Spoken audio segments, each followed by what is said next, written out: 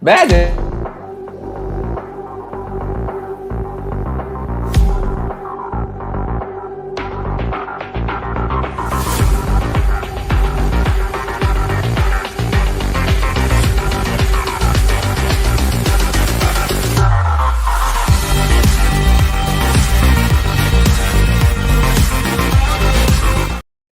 And good evening, everybody, and welcome around this big, beautiful blue moment called Earth, and whatever city you may live in. Welcome to episode 230 of the VWU Sports Podcast. I am, of course, your owner and founder of the bar, Mr. Jacob B. You call me Jacob Snake JB. Doesn't matter what you call me. Just don't call me late for dinner. I am being joined, as always, by my co-host and Parkies. First and foremost, Mr. Brandon C.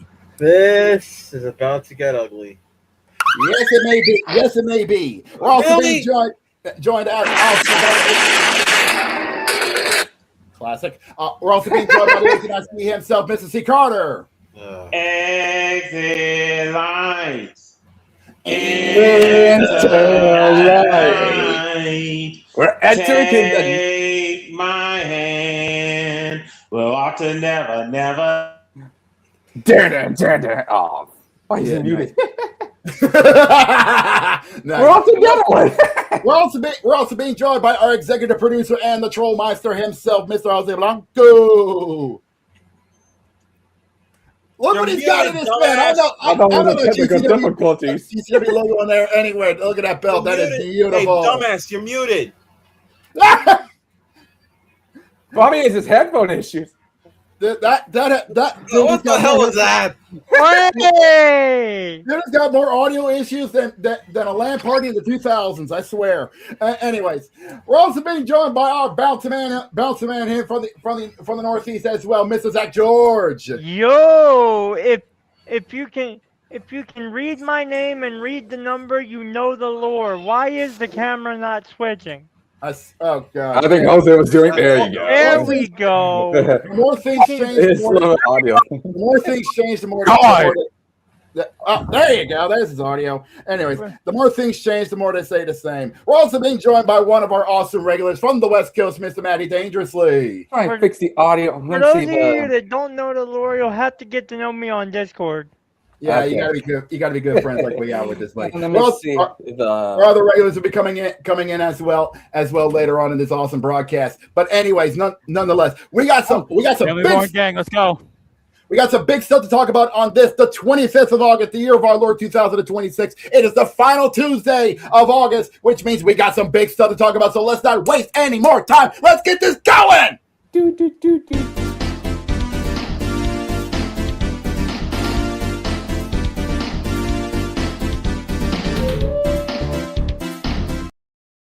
So we're kicking things off on the hardwood as the offseason continues, as we are getting ourselves moving on, getting ourselves ready for the 2026-2027 NBA season, and we still got some more big offseason news to unshelve here. Well, first and foremost, Jacob. Whoa. Jacob, first and foremost, you need to get some oxygen. Secondly, we do have a sale. Actually, two sales. And a Family Feud. Steve Harvey, we need him. Yep. Because the Lakers are being sued again. Because of that fraud thing that's happening. Well, yeah, let's not put the cart before the horse. Hold on. All right. Because first and foremost, I know just last year, the Lakers had a new owner at the Bus family sold the majority ownership to I forgot his name. Hold on. Let me look this up. Laker for sale. Here we go. Yeah, here it is. Here it is. Mark Walter. Yes, he's the one that's going. Yeah, he's the one that. Hold on for a second. You okay? I think he's having issues, but I'll continue on with this. So he acquired it after the original owners. I forgot the family name. Bus family. Yeah, the Bus family sold their stakes to him. Well, unfortunately, he had to sell his majority stake to Bob Iger and Josh Kushner for $12.5 billion. Why? Because Mark Walter got himself in trouble. Yes. Now, I think also another thing to add, because he's trying to buy all of the. Ladies and gentlemen, we got a paperclip. Yeah. Now he's trying to buy all of the ownership, including the buses, 70% ownership. And this is where we are at the Family Feud portion, because Jenny Buss, she didn't want to sell. She didn't want to sell because if she didn't have any more percentage, then she can no longer be the team governor. This is starting to remind me of freaking Spanos family, who does that guy who doesn't want to sell his stake to the Chargers. Dean Spanos. Yeah, because under the NBA rules, a team governor must hold at least 15% ownership stake. So if Jeannie Buss did do that, she would lose her team governor position. Mm-hmm. Yes. Right. So the family decided to sell it. She's refusing to budge, but majority rules, and now she brought in a lawyer. And while this was going on, let's just say in doing the research and stuff, they found out that Mr. Walter.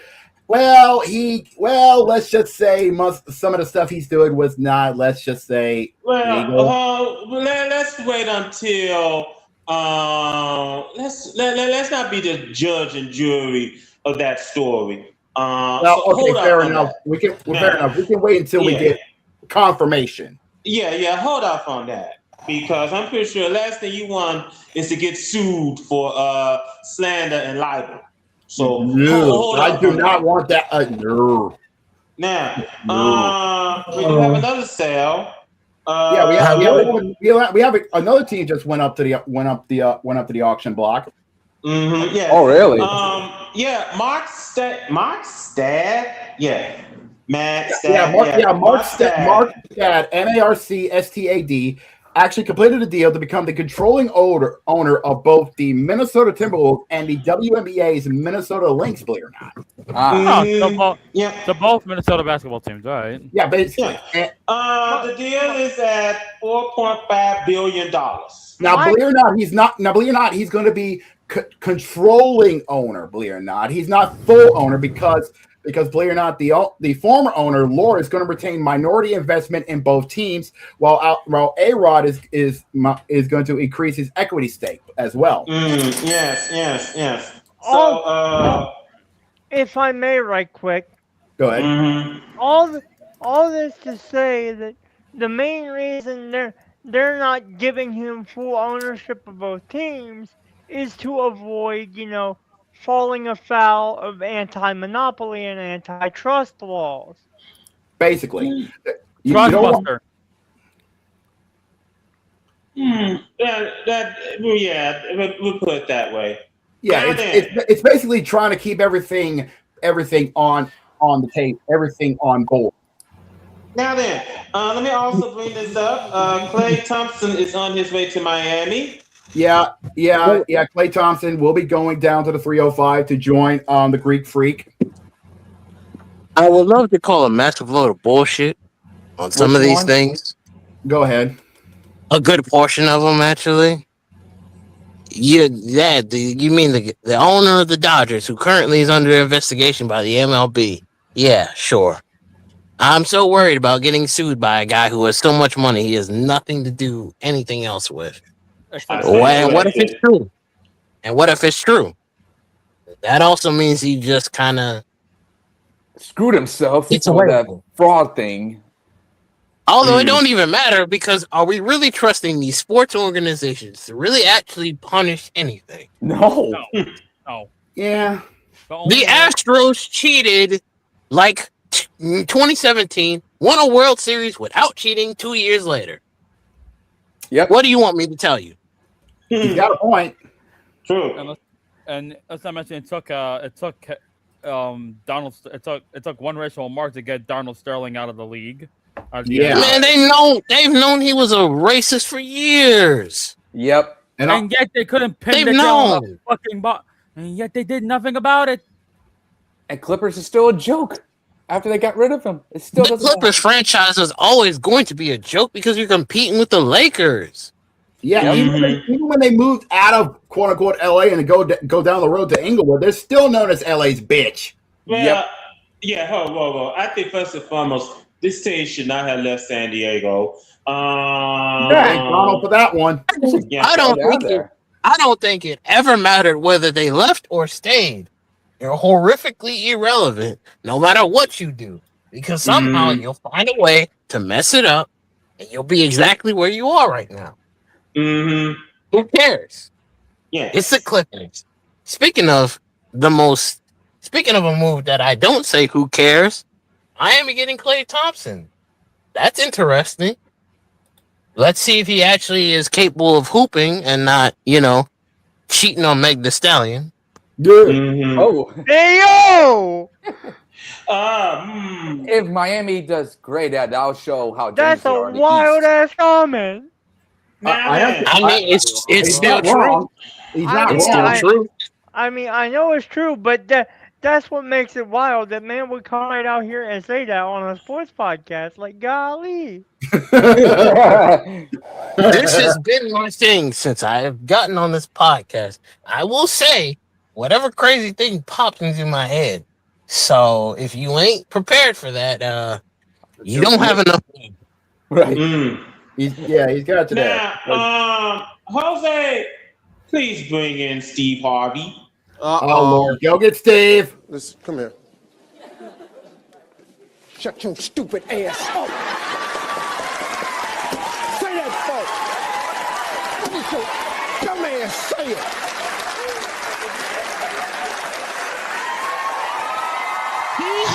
Hee-haw, you stupid motherfucker. Are you dumb? Don't All right, who's who's the first idiot? All right, and off to the WNBA we go. Oh my God! Please. All right, let's hear it. Hi ho, it's off to it we go, head ass. Let me guess. Is it the commissioner or is it that dude who's like, I'm female now, so I'm gonna join the WNBA, That even is though it. everyone with a brain knew that was gonna freedom. fail. Yeah, Eric Cantor, In Nice. freedom. Yeah. Yeah. In Nice. He's Yeah. Turkish. Man, who gives a shit? Who gives a shit to say his name right? The dummy is trying to get into the WNBA, and it failed miserably because, of course, it was going to fail miserably. Dude, what Right. are you doing? Yeah, here's the thing, because he was at the Indiana Fever Chicago Sky game Yeah. recently and got himself tossed. And by the way, he decided he wanted. He got tossed because he decided to be an idiot, and he was also wearing a very, very unique shirt. I don't want to say what that shirt is, but yeah, it's too Women now. Adult female, I believe. Adult human female. Adult, Here's the thing. First and foremost, don't call yourself freedom, because you're doing all this for a publicity stunt. Because basically what you're doing is you don't like the trans community. That's obvious. That's obvious. That's how come you're doing this stunt. And now you're saying that you're a man. But yeah, I didn't know that they decided to make you want a man, make him reality. But it's just He's doing this because, one, because of the earlier sentiment that you just posted, and two, the man has the literal nerve to do all of this while you weren't even good enough to be a good sixth man. Who the fuck are you? The only reason you're relevant right now is because you're doing this stunt. No one gave a shit when you played basketball. No one cared about the other dude when he played basketball either, because the both of you are irrelevant. And that's why you're doing this stunt. You want relevant. You certain. You're doing this. And unfortunately, there are certain people in the WNBA that aren't the players, that are management, that entertain too much of this bullshit, and that's why we're in the circle we're in now.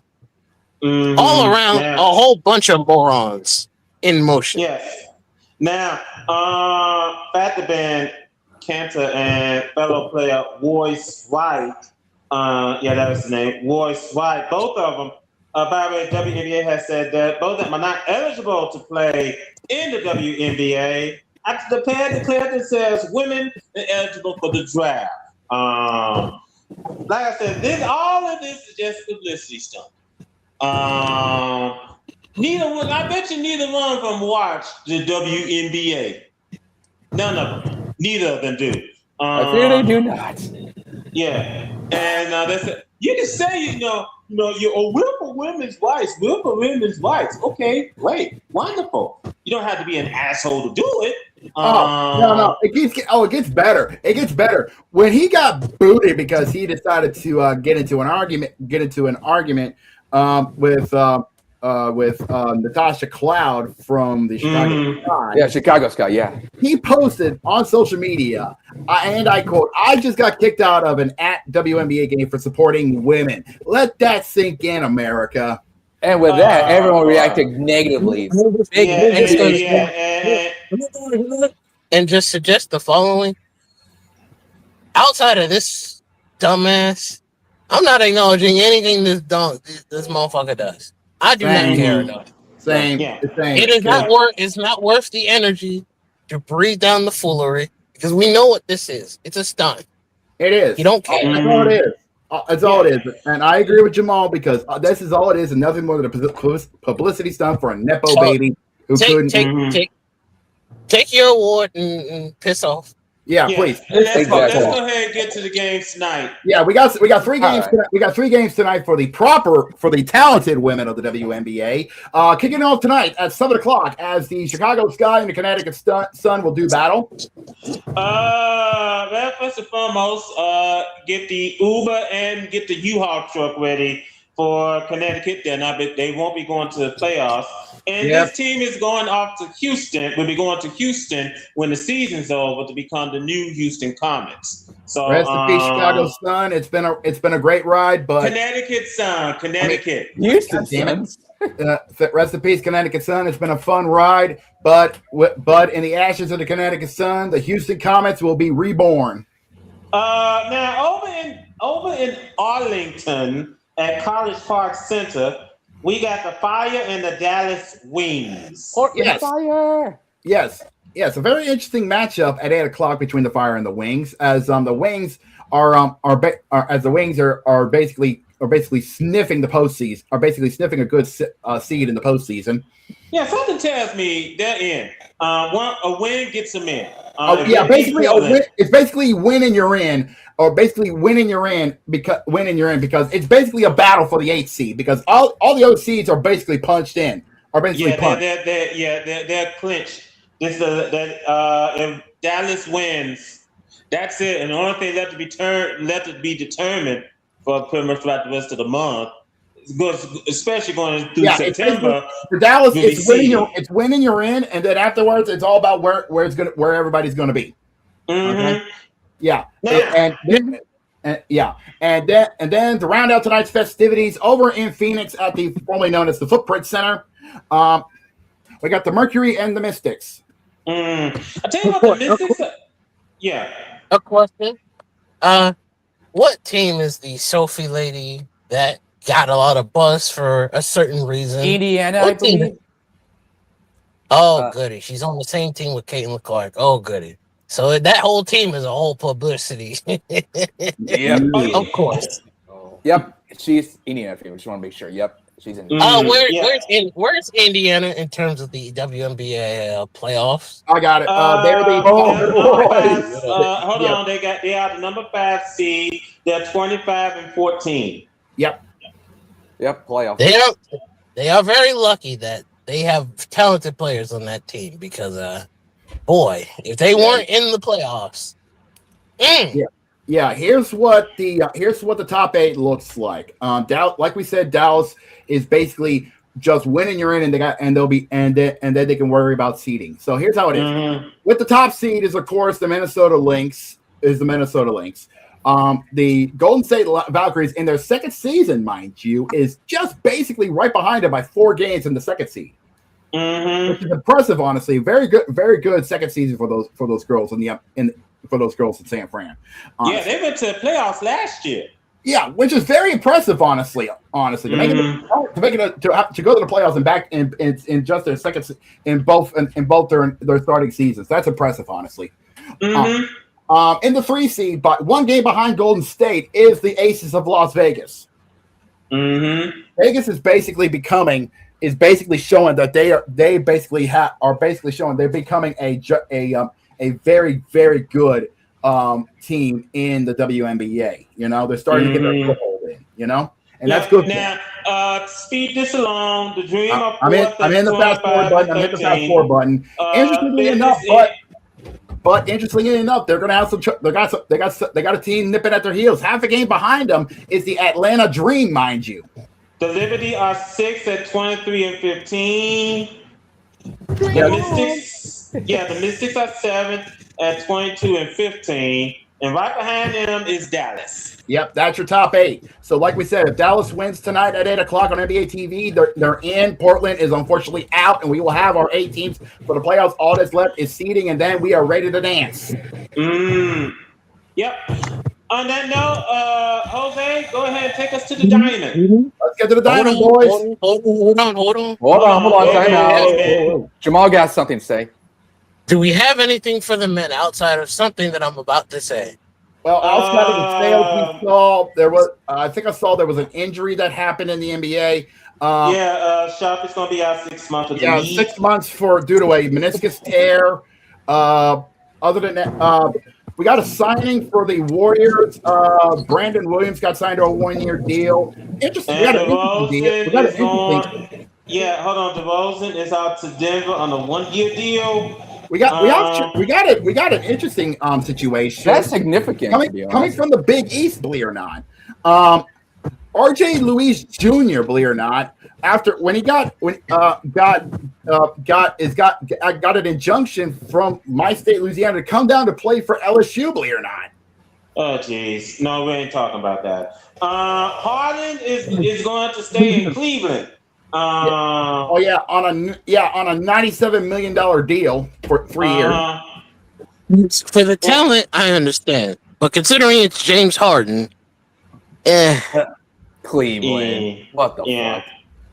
Also, apparently Minnesota is going to move to the East now. Oh yeah, that's the big news. On the expense that we're going to be getting 2 new teams coming into the Western Conference, Minnesota is going to be one of the teams that's going to be going to the Eastern Conference, coming in as we are going to be seeing the return of the Seattle Supersonics. And we don't know that yet. That's one of the rumor teams that's going to be coming back. One in Seattle, I know. To rephrase that, it's more like realignment from West to East from Minnesota. Mm-hmm. Yeah, and also one going to be possibly in Las Vegas as well. So to help. Also, the NBA did mention that. I think they rejected the offer. But hold on, the NBA did mention that they're looking to expanding into Seattle and Las Vegas, and so they did mention that before the season ended. So we'll just have to wait and see if they can find the right ownership groups to get this done, and once they do get this done and have the agreements ready to go, then we can talk about division realignment, which Jamal just brought up. Minnesota's probably might be on their way to the East, which makes the most sense because Minnesota. I thought that should have been Memphis going to the East, but what can you do? Memphis. Okay, here's the thing. Memphis makes the most. Go ahead. Who should have been moved to the East? Memphis. Memphis. I mean, to be fair, they both should be in the East. Yeah, because it don't make sense that they're in the West, even though they're closer to the East Coast. That don't make sense. Yeah. 3 teams that should be in the East: New Orleans, Memphis, and Minnesota, because they're both the most Eastern Western Conference teams. They're all the most Eastern Western Conference teams. But I mean, if the Minnesota's moved to the East in some relative point very soon, that Eastern Conference gets a lot harder. True. Because now you got to deal with Minnesota. Mm. And speaking of the Eastern Conference, now that the Kawhi Leonard investigation is over, quote unquote, I would just like to say, way to prove my point. The NBA, you can trust them with the investigation on potential money scheme going on. Yeah. You could trust Adam Silver. He has a lovely face that you can trust.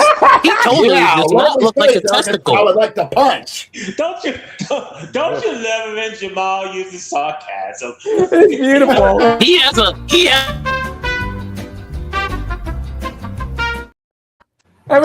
a very lovely testicle-shaped head.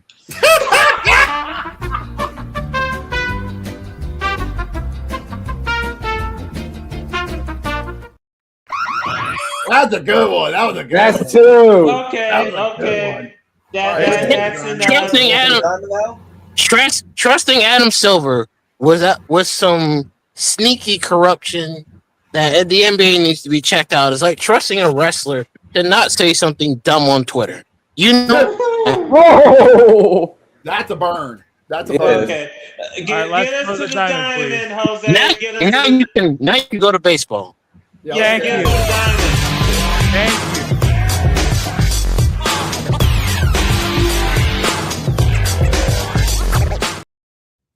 Heading to the playoffs coming next month.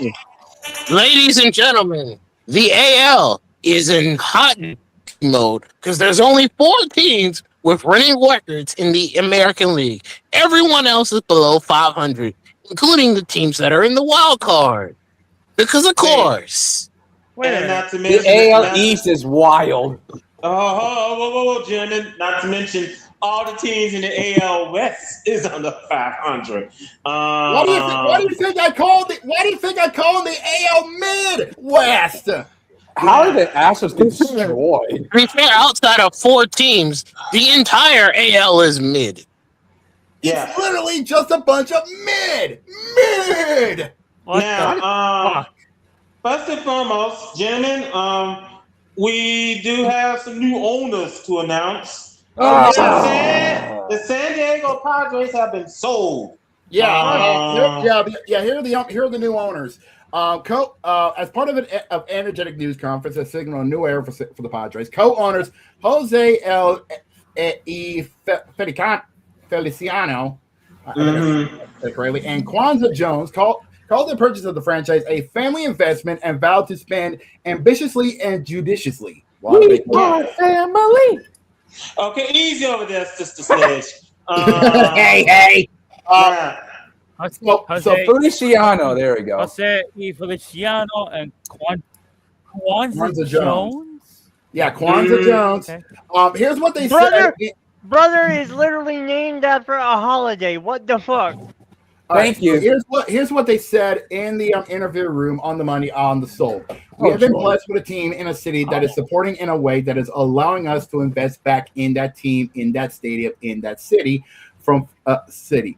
We're committed to doing that. We are doing that. We are going to live within our means. That can mean different things in different years, but we want to win, and we're going to continue to support that goal in many different ways. That means at some points we will be aggressive, but we're always going to do it while keeping the long-term health of the team in mind. I think those are things that we're going to balance. End quote. I was about to say, hold on for a second, because this is a husband and wife duo that's making a purchase. They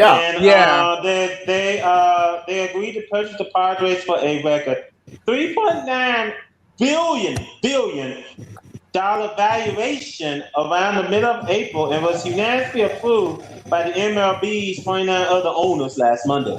So it took them August to finally approve that ownership deal. The main question that needs to be asked: are they actually going to spend money to make this team contenders, especially with teams like the Dodgers still walking around? Well, believe it or not, Feliciano actually said we need to win the World Series. It's that simple. That's what we're going to do, end quote. So something tells me they're going to open up the checkbooks. They better. Well, that's what I'm nervous about this shit. Yeah. I believe it when I see it. Oh, by the way, Look at the brake truck. Yeah, I was about to say, this time I bring a smile to Matt's face because Feliciano also co-owns the Chelsea Football Club. And also Todd Bowley's also running that Chelsea, who is also from the Dodgers. Let that sink in. Now, also, let me also bring this up because their stake in the Padres is over 40%. The ownership group includes Joey and Jesse Buss, the youngest sons of former Lakers owner Dr. Jerry Buss. Wait. What? Yeah, But look that's at their that. name. But look at that. The Bush family busted in another team. Busted family. They went from the Lakers to the Padres, from the NBA to the MLB. This Padres Dodgers ownership is wild. Alfredo Hart Hilo, who was also a minority owner under the previous regime. But dad, Ed Bailey, who co-founded Clear Lake alongside Feliciano. Padres CEO Eric Grubner and Grubner. And members of the Cedar family who have retained a stake in the team. I tell you what, it should be interesting. Let's see where the Padres go from here. Joy. Yeah, we'll see if they actually do put their money where their mouth is, and we actually see the Padres actually open up their checkbook and actually get some good star players, and it actually works. We could see them be dangerous. Speaking of owners, Jacob, because we gotta take a quick trip to General Hospital. I'll get to that. We'll get to what happened with you. Wait. Because Court Emerson is done for the rest of the season to repair a partially dislocated tendon in his left wrist. He's ready. He's ready for the start. He should be ready for the start of next season. If that's next season.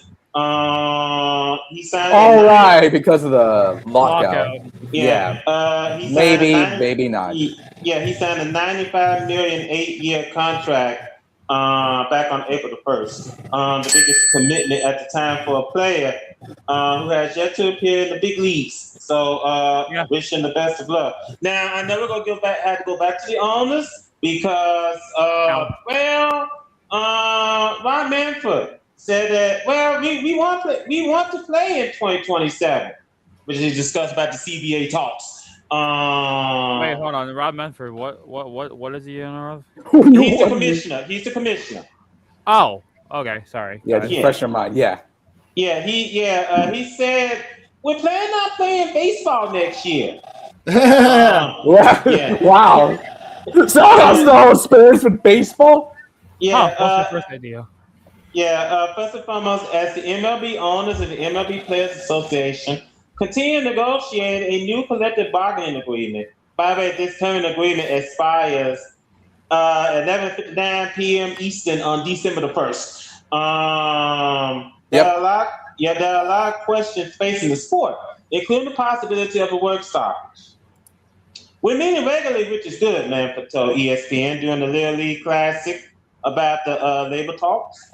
Every week, we've had days where we've met with the players. It's early, but we've got a lot of work to do, and we're at it. Look, our goal is to make a deal. We want to make a deal. We want to play baseball next year. We're planning on playing baseball next year. He keeps on saying that. He keeps on saying that like a broken record. We're planning on playing baseball next year. Yet still, they are miles apart from reaching an agreement because MLB still wants a salary cap. And that's pretty much a non-starter. If they're going to try to get a salary cap, that's pretty much a non-starter. So I don't think it's going to work. Mm-hmm. It's not going to happen, mate, until because like Jamal said, y'all could talk as much as you want about a salary cap and a salary floor and this, that, and the other, but as long as you got owners like the Athletics, and many other teams that won't open up their fucking checkbooks to actually get stars and won't spend any money, it ain't gonna happen. Mm-hmm. Yeah. Unfortunately, what can you do here? And let's say you do have a salary cap or a salary floor. Well, what's going to start? If the Dodgers win another World Series title, what's going to be your excuse then? Yeah, all it's going to do is put a Band-Aid on a decapitation. It ain't helping. Rub salt on their wounds. Yes, and if anything, this just shows that if they do add a salary cap and salary floor, and the Dodgers do still win the World Series, even with that handicap, that just shows one thing: they are quick to adjust and adapt to their surroundings. Meanwhile, the other 29 teams barely do. It's like the Dodgers are on the latest operating system on the computers, while everybody else is on freaking Windows XP. Yeah. More like Dodgers knows how to play chess, while the rest of them play checkers. Except for the Athletics, they're on freaking Windows 95. Now, or worse, Windows Vista. Hey! Okay, back to the ER. Yes. What's going on in the ER? Michael Toglia. And you Michael Toglia? So that way it'll be easier for all of us. Instead of just saying, what is it? Yeah, Toglia. Toglia. Oh, what? Yeah. Is going to undergo a season-ending surgery today on his right shoulder after he was injured Friday, making a diving catch against Arizona. Manager Terry Francona made the announcement yesterday before the opener of a 3-game series at San Fran.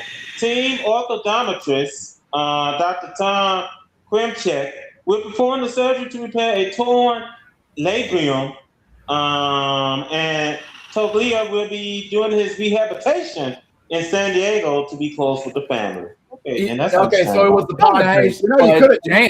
Damn. I feel like I'm going over Carter's head.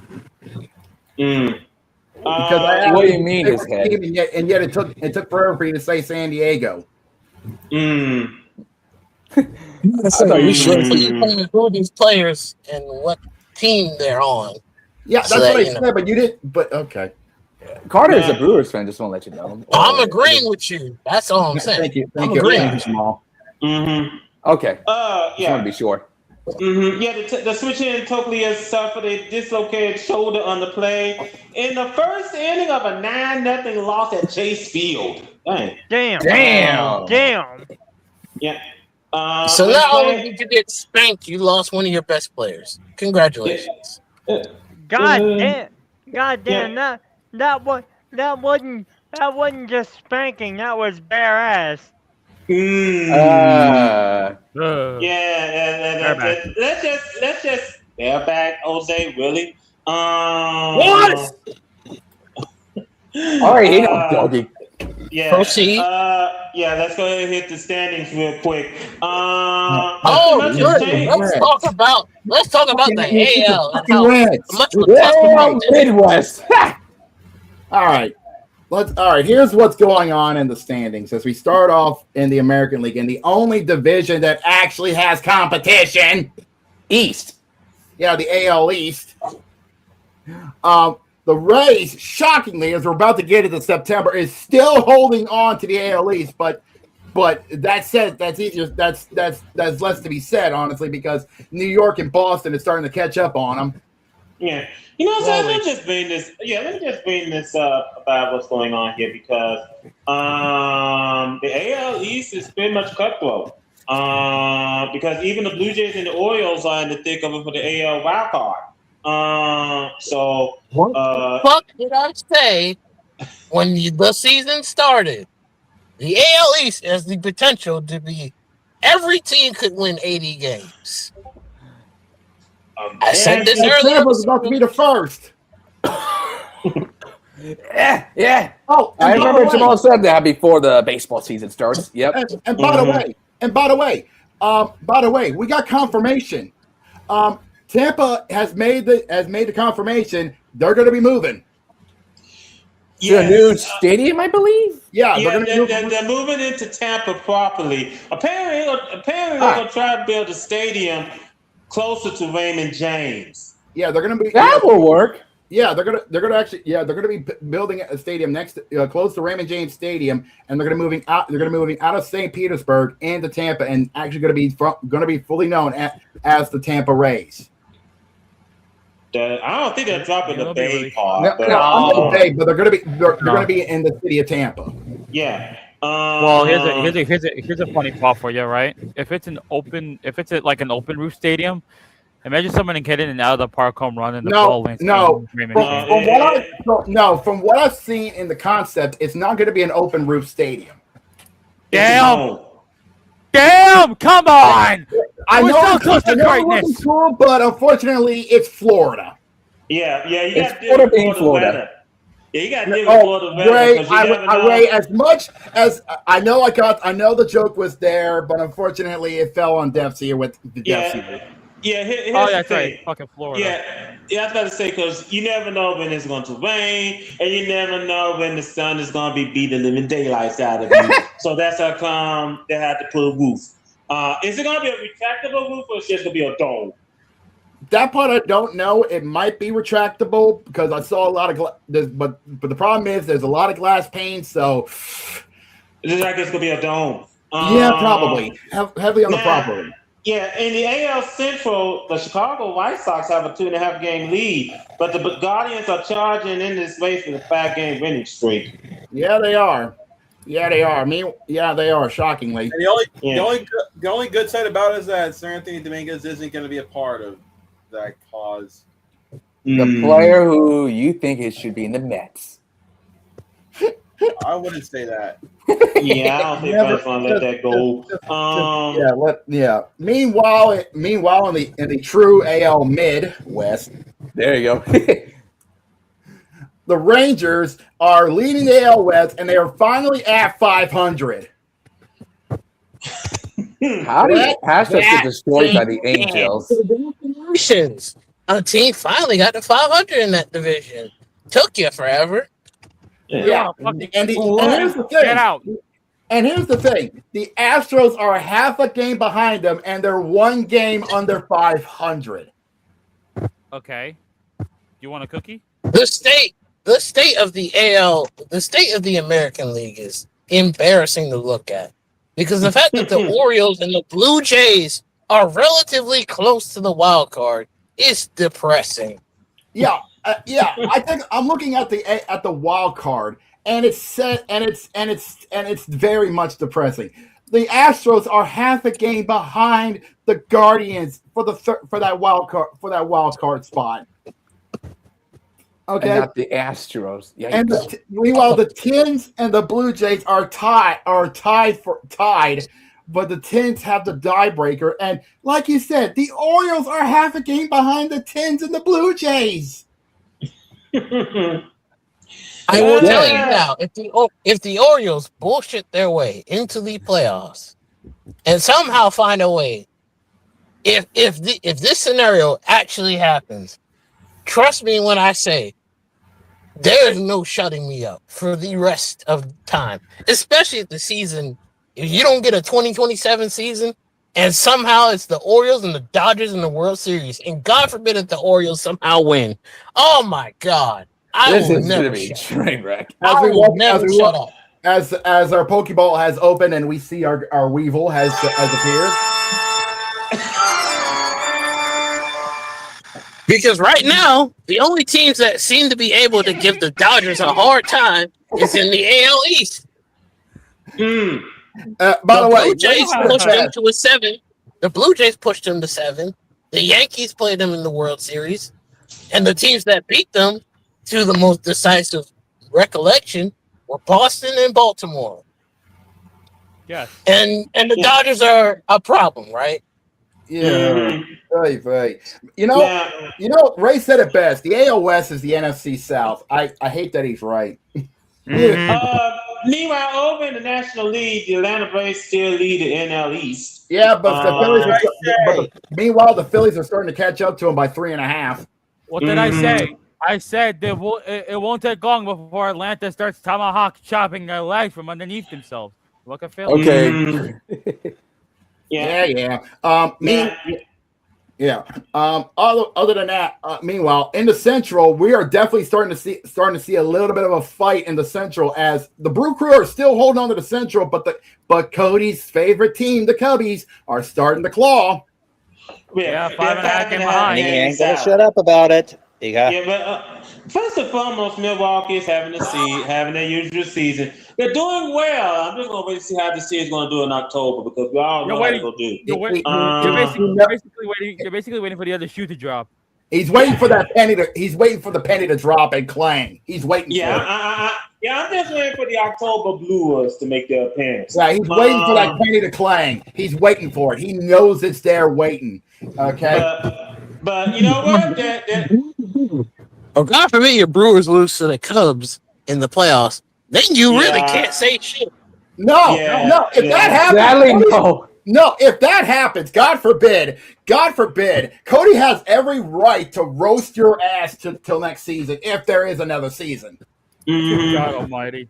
Okay. I hate You better hope that if somehow that does happen, look, God forbid if the Cubs are the ones that knock out the Dodgers, then no one really can say shit to him. No, if that happens, Cody has free reign to roast all of us.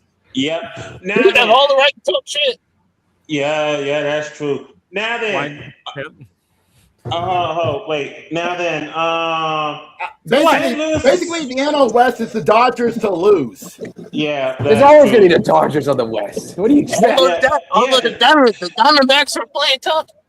And the Padres are trying to make it competitive. I give them A for effort, but unfortunately, like I said, it's the Dodgers to lose. Yeah, the Dodgers on the 6-game winning streak. Oh, by the way, speaking of the Dodgers, for what we've been hearing, I think the Dodgers are a little bit of hot water. What did they do? Well, it's not them. It's more so the owner. The story that we were going to get to earlier.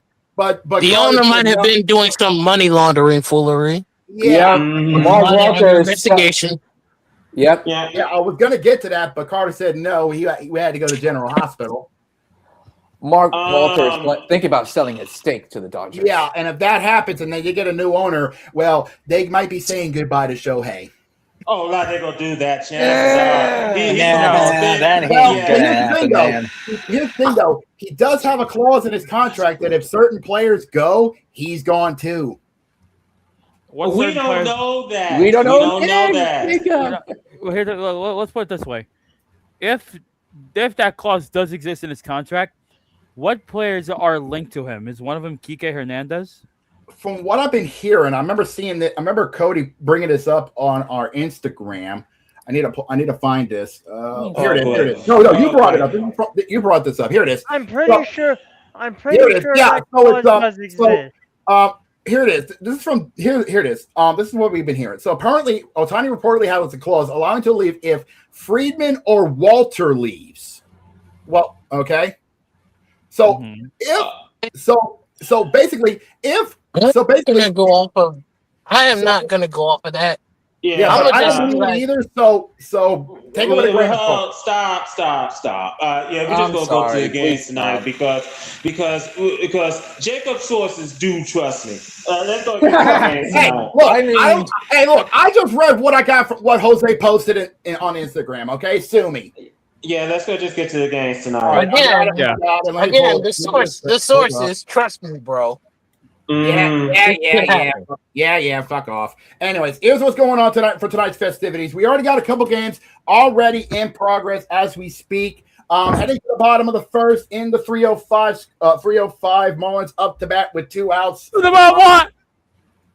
It's just spoilers between the Red Sox and the Marlins. Yeah, that's what I said. We're just about to go to the bottom of the first at Comerica Park between the Tigers and the Rays. And this game just got started. This game just got started over at Nationals Park between the Rockies and the Nationals. I don't know if anyone's going to watch it, but there you go. The crying game. A bunch of drunks versus a wall. Okay. Yeah. Coming up, going to the 6 o'clock games. Coming up to kick off the 6 o'clock games over in the Bronx in the house that Jeter built. My Astros make the trip to New York to take on the Yankees. Well, Brandon, Jacob, what expectations do you have for this game? all I'm gonna say is this. For both me and Brandon, it is a must win to basically inch ourselves to for me to take back the AL Midwest, and for Brandon, the Yankees to inch closer to the Rays in the AL East. So basically everybody's gonna come out swinging in the Bronx to find out for division placement. All right, then. Unless the manager doesn't mess it up, like Brandon gets annoyed the most by the name of Aaron Boone, Open Manager Simulator 2025. Open Manager Simulator. Okay. New process or same That's shit? enough. That's enough. That's enough. All right.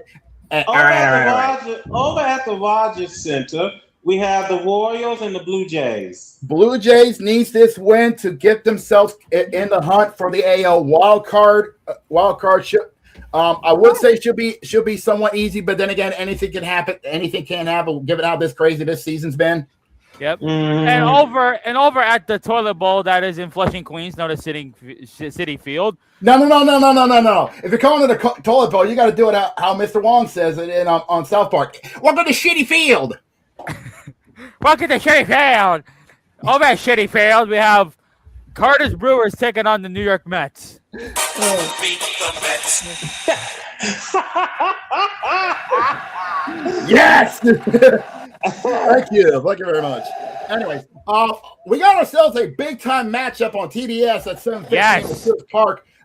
Could be an future NLCS. You never know. As the Braves and the Dodgers is going to be locking horns. This is a test for the. Depending if the Dodgers can keep up in the playoffs. TBS, the Braves and the Dodgers. Yeah, they might be number one seed, or they might be the wild card playoffs. Yeah, keep a close eye on that game. Should be very most intriguing. Yeah, this is definitely something you want to keep an eye on. This could be a possible ALDS or ALCS matchup. I mean NLCS or NLDS matchup. Either one, yes. Yeah. Now then, over at Ray's Field. Okay, I'm interested in this. That still irks my. I'm not gonna lie to you. This game, I'm actually interested in heavily. It's the Rangers and the White Sox. Here's why. Rangers are 500. If they lose now and the Astros win, that's a swap in the freaking West. Yeah. Flip yeah. flop. And this puts a dominant statement for the White Sox in their respective division. That's true. So basically, this is gonna be an interesting one on MLB TV. All right, thank God it's me. And I know Zach's listening in. Over at Busch Stadium, we got the Cardinals and the Orioles. Orioles are basically trying to stay in the hunt for the AL wild card. I was talking to my granddad about this yesterday.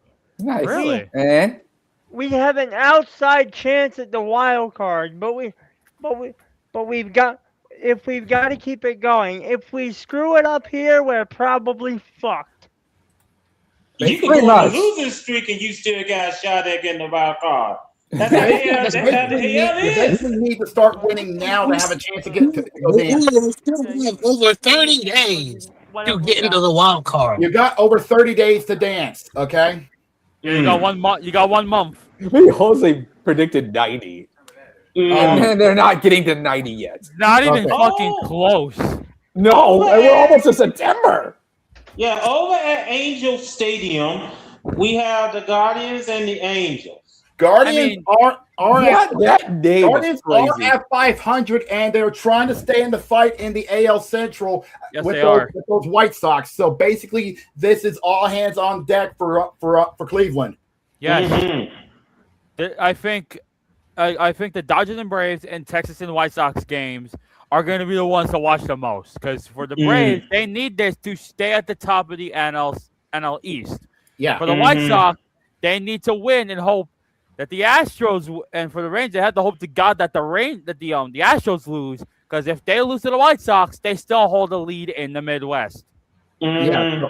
So a lot can happen here. Yes. A lot can happen here. Over in the desert at Chase Field, I know Cody's going to be watching this. His Cubbies is going to go to the desert to take on the Diamondbacks. Much like what's going to be going on at Shitty Field. This is a big time matchup with heavy implications for the NL Central. The I think Diamondbacks it's more Shout out spoiled the here. Diamondbacks 7-0. Yeah, So I was about to Cubs say is that. on top. Yeah, I was about to say it's a little bit more than that because the Diamondbacks are battling for that wild card last year. Yeah. So basically, it's going to be all hands on deck for both the Cubbies and the Diamondbacks. Whoever wins this, if the Diamondbacks win, they're going to be having a chance to get that NL wild card. But for the Cubbies, if they win, they're going to be getting inching closer to our Blue Crew. The Diamondbacks are chasing that final wild card spot that's held by the Padres. Mm-hmm. Oh, now, the chase to the NL wild card spot is wild for Padres. now and Diamondbacks. here's the thing, right? Say the Cubbies do win. You're asking for trouble. If you want the Diamondbacks to chill out, Yeah, I don't know why you want to say because the Diamondbacks trying to fight back, but they're getting their ass whooped by the Cubs. They need to regroup in the next 30 games I left. can't answer that question because it doesn't say which network it's going to be on. It's going to be it could be your network, Marquee Sports Network for Cubbies, or the Diamondback network. So you got to figure that out on your own because it doesn't say on ESPN. Okay. It's gonna be on MLB.TV, that's for sure. Yeah, it's gonna be on MLB.TV. It's gonna be on MLB.TV, so the MLB network. Okay, so one other thing I did want to mention real quick about this game is if the Diamondbacks beat the Cubs, right? The Cubs gotta hope that the Brewers lose to the Mets. Now, just to keep that distance at 5.5. Yes. Yes. Now here's the extra. Here's the extra additive. Okay, the Mets are 59-72. Mm-hmm. They need roughly 90 wins to have any realistic mathematical chance. Yeah, not happening. With 31 games remaining, with 31 games remaining. Do you really see that happening? No. Anything can happen. Anything can happen. Well, yeah, but personally, I think no. I mean, yes, but from a realistic standpoint, do you really see that happening? I don't think the 31 wins in a row.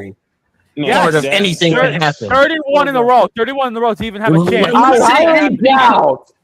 When we could say anything can happen, there are levels to the anything can happen. The Mets winning 31 in a row is entirely too much. Yeah, that's asking way too much. We're heading to September. Do you think that's going to work? Now, do I think they could beat the Brewers? Absolutely. Boys, it's a possibility, that's for sure. Boys, y'all want to know something that's more likely than the Mets winning 31 in a row? What? Me fucking walking, and that's not gonna happen either. Wow. Moving on. Moving on. Over at Southern Health Park. No. Twins and the Athletics. You did it wrong. What?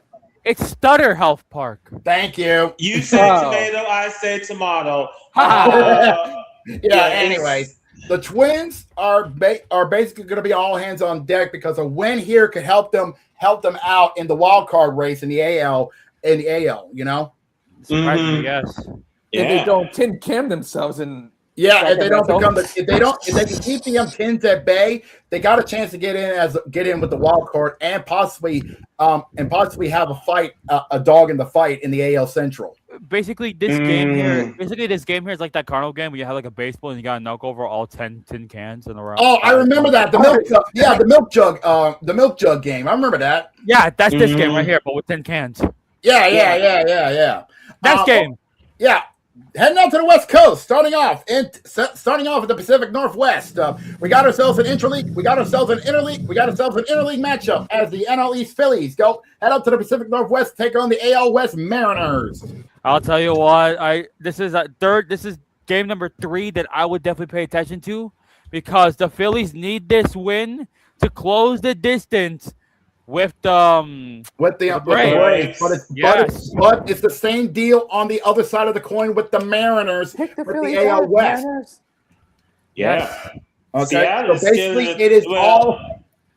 Go ahead. I was about to say, basically, Seattle is still in the thick of it. That people shows you how bad the AL West is. That Seattle is still in the thick of it. Basically, it is all hands on deck over at T-Mobile. Okay. Yep. Over at Petco Park, and this game's gonna be on ESPN Unlimited as well as MLB MLB.TV. If you don't have ESPN Unlimited, MLB TV will be your friend as well. Yeah. We got the Pirates and the Padres. Padres need to win this game tonight to stay holding on to that last wild card spot. Right. As Jacob is trying to sound like Captain Kirk. Hey, put some respect on Captain Kirk. Anyway, also for the Pirates, that was a nice way. Whoa! We got some news. Whoa! Shane Bieber has landed on IL. Oh shit! Who? Damn. Shane Bieber. Oh. What team? I just said this earlier. What team? This is on CBS Sports. I'm looking right now. Toronto. Oh, Yeah, Toronto. That's not good. That's not good. He's on 15-day IL with inflammation of the teres major muscles in his throwing shoulder. That's gonna hurt the boy up, Hunt. Shoulder inflammation. That is not good. That is not good for the Blue Jays.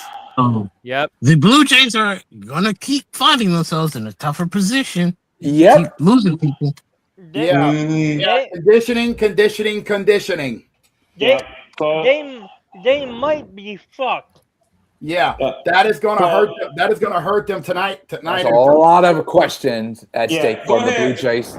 Yeah, go ahead, close us out, Jacob. Yep, rounding out tonight's festivities in the Bay Area at Oracle Park, we got the Reds and the Giants. Woo! The Reds, they're trying to catch up.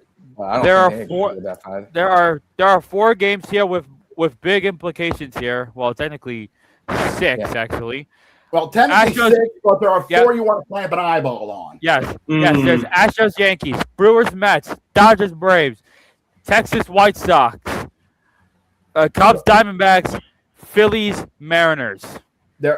So basically, those games you want to clamp an eyeball on for both division and wild card implications on both sides of the diamond. Absolutely. All right, then it's time for us to get Mr. Williams to go from one pitch to the other. All right, Gurok, it's time. It's time. You ready? Here we go. I may as well be.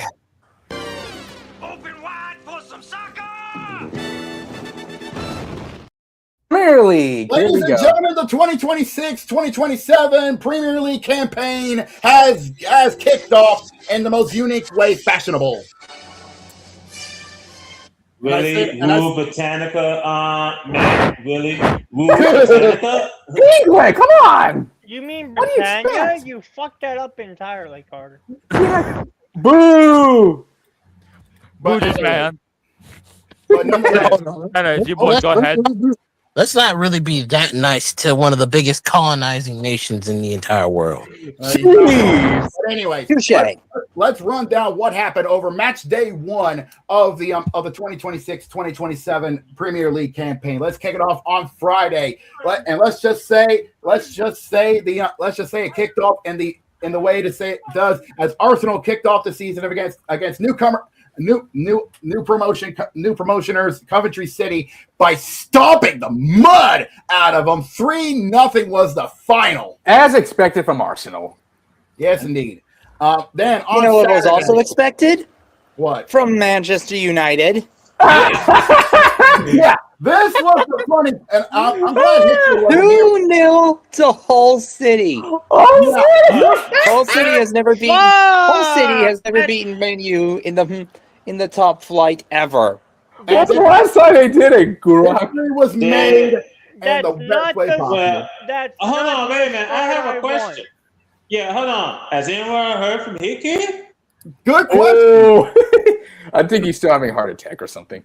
I think he's still raging. But anyways, as the lone United fan here, dropping points on match day 1 is never the start you want. But 2-0 to fucking Hull? What the fuck are we doing? I'll tell you guys what. I'll tell you what Man U was doing. They're putting a smile on the Glazers' face because they love mediocrity. Enough said. Enough said. Anyways, continuing on. Everton shut out the Eagles of Crystal Palace. 2-0 was the final. Good start for Everton. Ipswich Town gets their first win of the campaign over Sunderland. 2-1 was the final. Good job, boys. Leeds United took care of Nottingham Forest. 1-0 was the final. And the Bees of Brentford stung out the Indianapolis Colts of the Premier League. Tottenham 3-0 was the final. What a way to start the season for the Bees. On the team of all. Tottenham. We have our first Kitcher sister moment of the campaign, and unfortunately, it had to go to me and Gurok. As Liverpool and Newcastle United drew to a 2-2 tie, shockingly. Tough battle. Only saved by Soboslai. Yeah, Soboslai with a stoppage time penalty goal at the last second. Honestly, but the biggest shutout of them all, we had to go to Brighton for that one, as Brighton and Hove just took Aston Villa to the woodshed, and they haven't gotten out since. Wow, Brighton is making an early message of the destruction they did. Wait, did you say fucking 4-0? Yeah, 4-0. Early message to the start of the Premier League. What the fuck are we doing? The Seagulls brought out the beating sticks, and then the bunch of seagulls with a beating. Good lord! Then Manchester. It's like in a movie, Birds. And then Manchester City came out clutch over the chairs of AC Bournemouth with a stoppage time goal to come out smelling like roses. 2-1 was the final. City. Fuck those motherfuckers. I was going to say Monday's game made Matt sweat up a storm. Thank God. In more ways than one. Chelsea may have made Matt sweat harder than a fat man in a sauna, but he came out. Hey! Watch it. What? I got a man's pants. Fuck off. Okay, calm down, Mr. New Orleans. All right, but nonetheless, Chelsea came out smelling like roses in clutch, thanks to Palmer on the 49th minute, getting the dub over Fulham FC. 2-3 was the final. Bring on the chill. Javi is on to the strong start right now. Anyway, here's the rundown for match day 2, starting off on Friday afternoon, 3:00 on the East Coast, 9:00 UK times, and at Selhurst Park, as Crystal Palace and Manchester City will kick off match day 2. Oh Lord, I'm mercy on Crystal Palace. Do you think they have a chance to get over Man City? If they do, we will be laughing at them laughing at them. I know Gurok would laugh. Saturday we got Liverpool and Nottingham Forest. Over at Anfield. I swear. Over at Anfield. Then in Bournemouth at Vitality Stadium, Vitality Stadium at 10:00, we will see Bournemouth and Everton do battle. Keep an the whole city right there. Then Coventry will make their home opener. I think this is their second home opener. I could be wrong. Let me check. No. This is our first home opener. You're right. Yeah, you're right. It's a first home opener. Okay. Yeah. They'll be making their Premier League home opener, their Premier League home opener at Coventry Building Society Arena. Very interesting name. As they take on Hull City. It's the battle of the new promotions.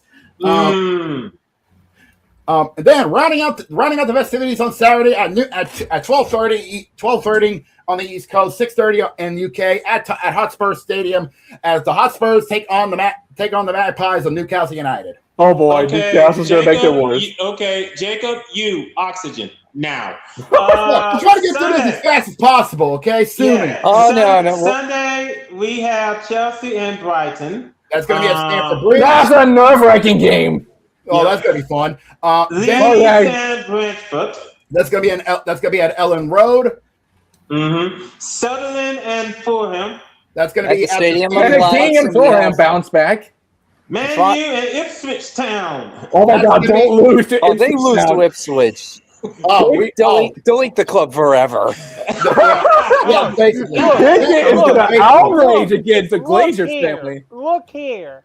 If we lose to Ipswich Town at Ipswich Town, what the fuck? No, it's at Old Trafford. It's at Old Trafford. Any chance Hit's gonna make a rant over Glacier's fan for losing to Ipswich Town. Okay, so I just got word from Hick. He's not going to come in this week, but he will be next week. Okay, then rounding out the festivities and rounding out the month of August, Monday Night Football at Villa Park, as Aston Villa and Arsenal will be rounding out match day 2 and the month of August at 3 o'clock. 3 o'clock, 9 o'clock in the UK. Wait, Aston Villa got destroyed. No, I actually.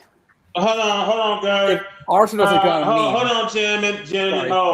Jose, get me the dumbass. Oh Lord! Oh, come here, Steve Harvey. Come on. Jose, he's getting it. Is he muted? Yeah. Either way it goes.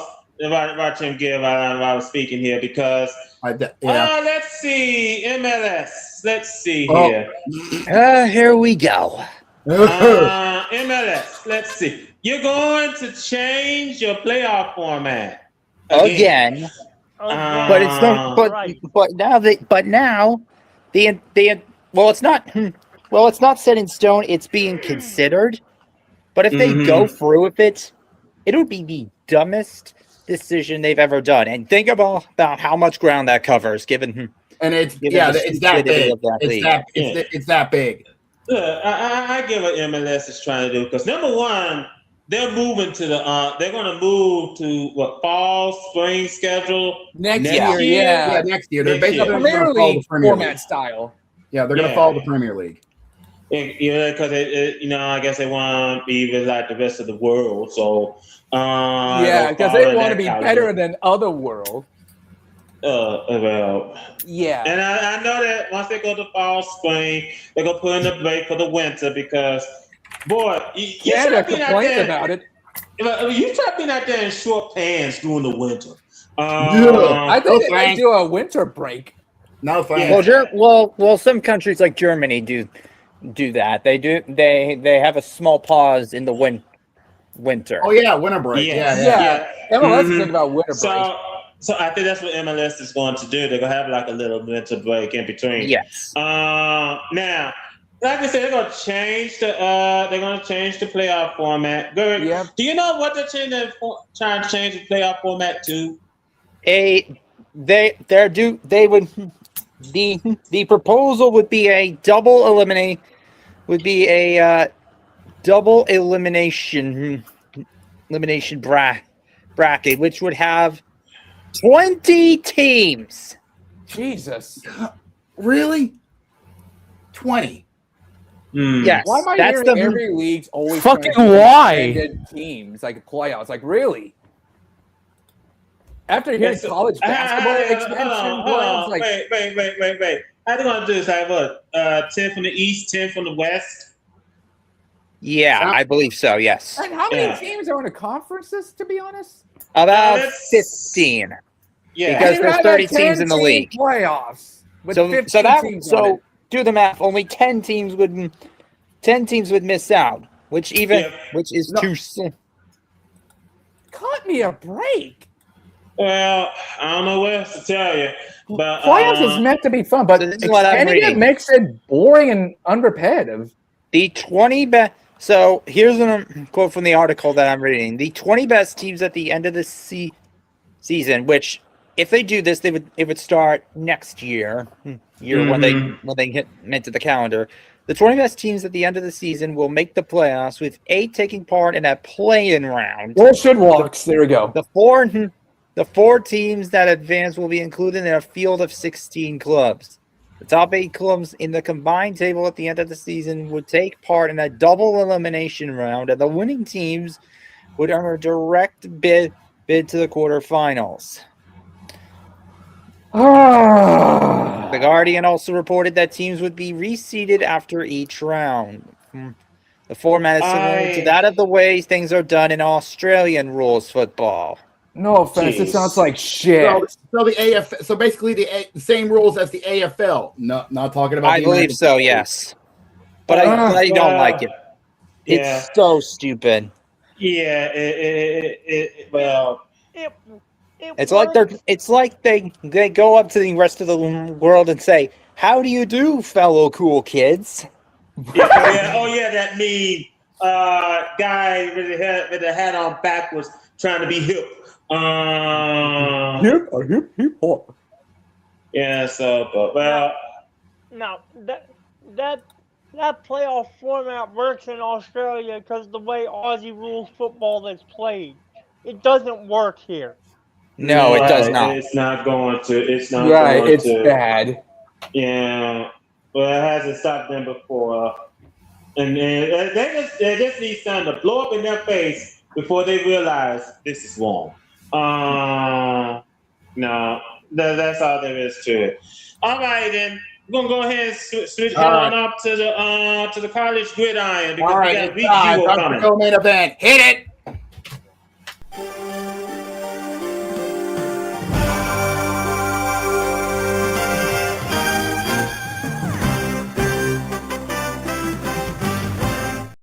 Oh, there you go.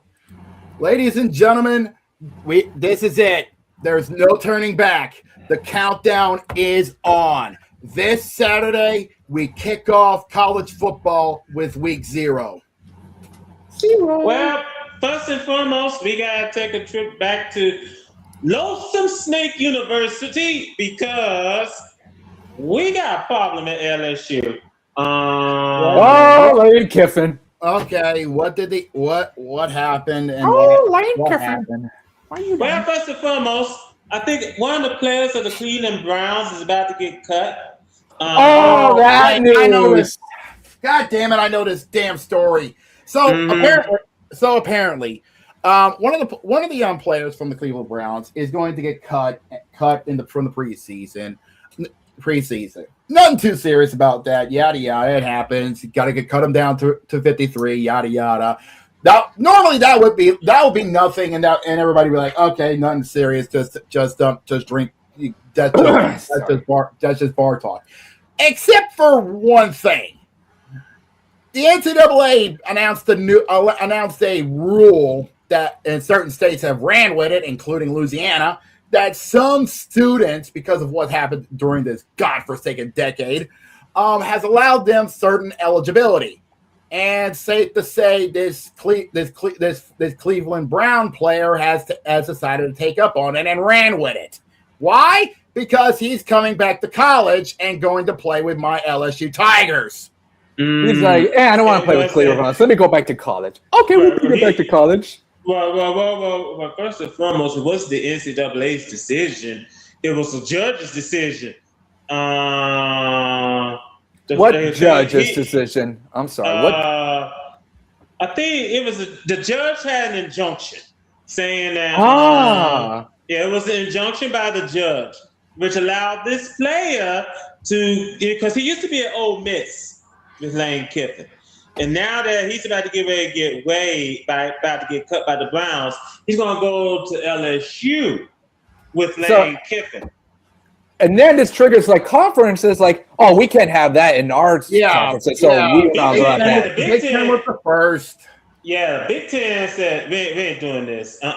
So they were the first conference to do so. Lane Kiffin, on the other hand, called this whole situation a double standard. SEC is like, okay, we'll allow you to do that this time, but we're not going to do it at other schools anymore. Yeah. By the way, the player's name is Daquan White. That's a player. Mm-hmm. So Lane Kiffin is not apologizing for LSU's decision to recruit tight end Daquan White to its roster after White spent the past few months with the Cleveland Browns. In fact, he's pointing the finger back at the SEC and Big Ten for a moralistic double standard. So Lane Kiffin appeared on the Pat McAfee show today. Oh, Jesus. Because that's trustful. Yeah, and by the way, do not listen to his CD. Trust me. The Cree heard it and he hated it. Yeah, he even did a damn video about it. Yeah, if you thought auto-tune was bad, yikes. Yeah. So Kiffin appeared on the Pat McAfee show today, and the LSU coach took issue with statements from both the SEC and the Big Ten, suggesting players who spent time on the NFL roster should not be allowed to return to college football, despite a judge's injunction issued in Louisiana that made it possible for White and others to do so. Over 100 athletes in multiple sports were cleared and said you could go play. That's a court order, Kiffin said. If you think back on all the different court orders of great players that were granted, whether there's a Diego Pavia or now Trinidad. No, stop. Do not mention that name in any article just because of his fucking antics. Yeah, I see your point. That were allowed to play a 6-year. We followed all court orders. I think you get into a really interesting situation as a conference if you're now saying, well, we're not going to follow this court order. These kids think a court says can go anywhere. We're going to say, no, you can't. Wow. So both the Big Ten and the SEC today announced a ban on players who signed a professional contract. The SEC's ban came hours after Kiffin appeared on the Pat McAfee show. Kiffin said he is not in favor of players who have been a part of NFL rosters returning to college football generally. But he noted that specific instance involves only class of 2022 recruits who were not informed of the potential for a 5th year of eligibility prior to entering the NFL draft. The NCAA did not institute its new 5-for-5 rule, allowing all players 5 full seasons of playing time in 5 years until June. Well, that's no need for me to go any further with this story. You already get the gist of it. Well, legally speaking, I think at least as far as the SEC goes, because the state of Louisiana is covered in that conference, the SEC will be forced to comply unless they leave themselves open to they leave themselves open to suit. Something tells me that the NCAA, the SEC, and the SEC, both of them will be appealing this injunction. They're both not going to appeal it, but definitely for us to continue on with the story. Let's get ready for week 0. The Super Conference. Yeah, please, because God, that was just such a. It's so painful when you hear when it comes to Super Conferences talking about the freaking players' eligibility. Yep. Now then, the Bill Belichick show is going to Ireland. Good Lord, another drama from Bill Belichick. What the fuck? Yeah. So here's what week 0 is going to be like. As I got it here, I got it. So here's what it is. Starting off, like you said, we're going to Ireland once again for another Irish classic. Are we doing or as they call it, the Erlingus College Football Classic? Honestly, that's bull. That's one of those. Yeah, I was about to ask. Are we doing top 25? No, not yet. No, there's only one team that's in the top 25 that's going to be playing in week 0, and I will be getting to them. We'll be getting to them very, very soon. Okay, go ahead. Continue. Let me pull up the screen for everybody to see. Now, JB, I'm actually gonna head out and get ready to meet you over in WSX for some baseball. Yeah. So, sooner or later, we're gonna find a way to get you in the VW server for sports stuff, so that way you can hang out with the others. Okay. Okay. Now, as you brought up, in Ireland, we got North Carolina and TCU. From what I've heard, and I actually saw this on College Football 27, TCU is going to be breaking out some custom unis for the game in Ireland. It's subtle. It's subtle. It's nothing too crazy, but it's subtle, and I respect that. Mm-hmm. Yeah, it's gonna be an interesting game. I don't know what North Carolina's going to be doing for Ireland, but you never know. True. Anyways, back in the States, at 2:00, believe it or not, this is the only top 25 game that's going to be starting in week 0. At the legendary Memorial Coliseum, USC, ranked 14th in the nation, will go head to head with San Jose State. The Spartans and the Trojans collide. Yeah, that's gonna be a very intriguing game. Yeah, it is. You know, believe it or not, a lot of people's been making a lot of memes about this, calling this the Battle of Rome or any of that, or the Battle of. It sounds logic because it is Spartans and San Trojans. Jose State. Like Matt said, San Jose State Spartans. Yeah, the Battle of Troy or whatever, or Battle of Troy, sponsored by Trojan. It should have been called the Battle of Rubber. Yeah. Oh,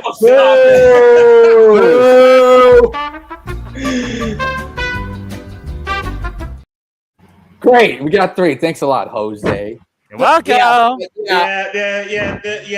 This is Sparta game.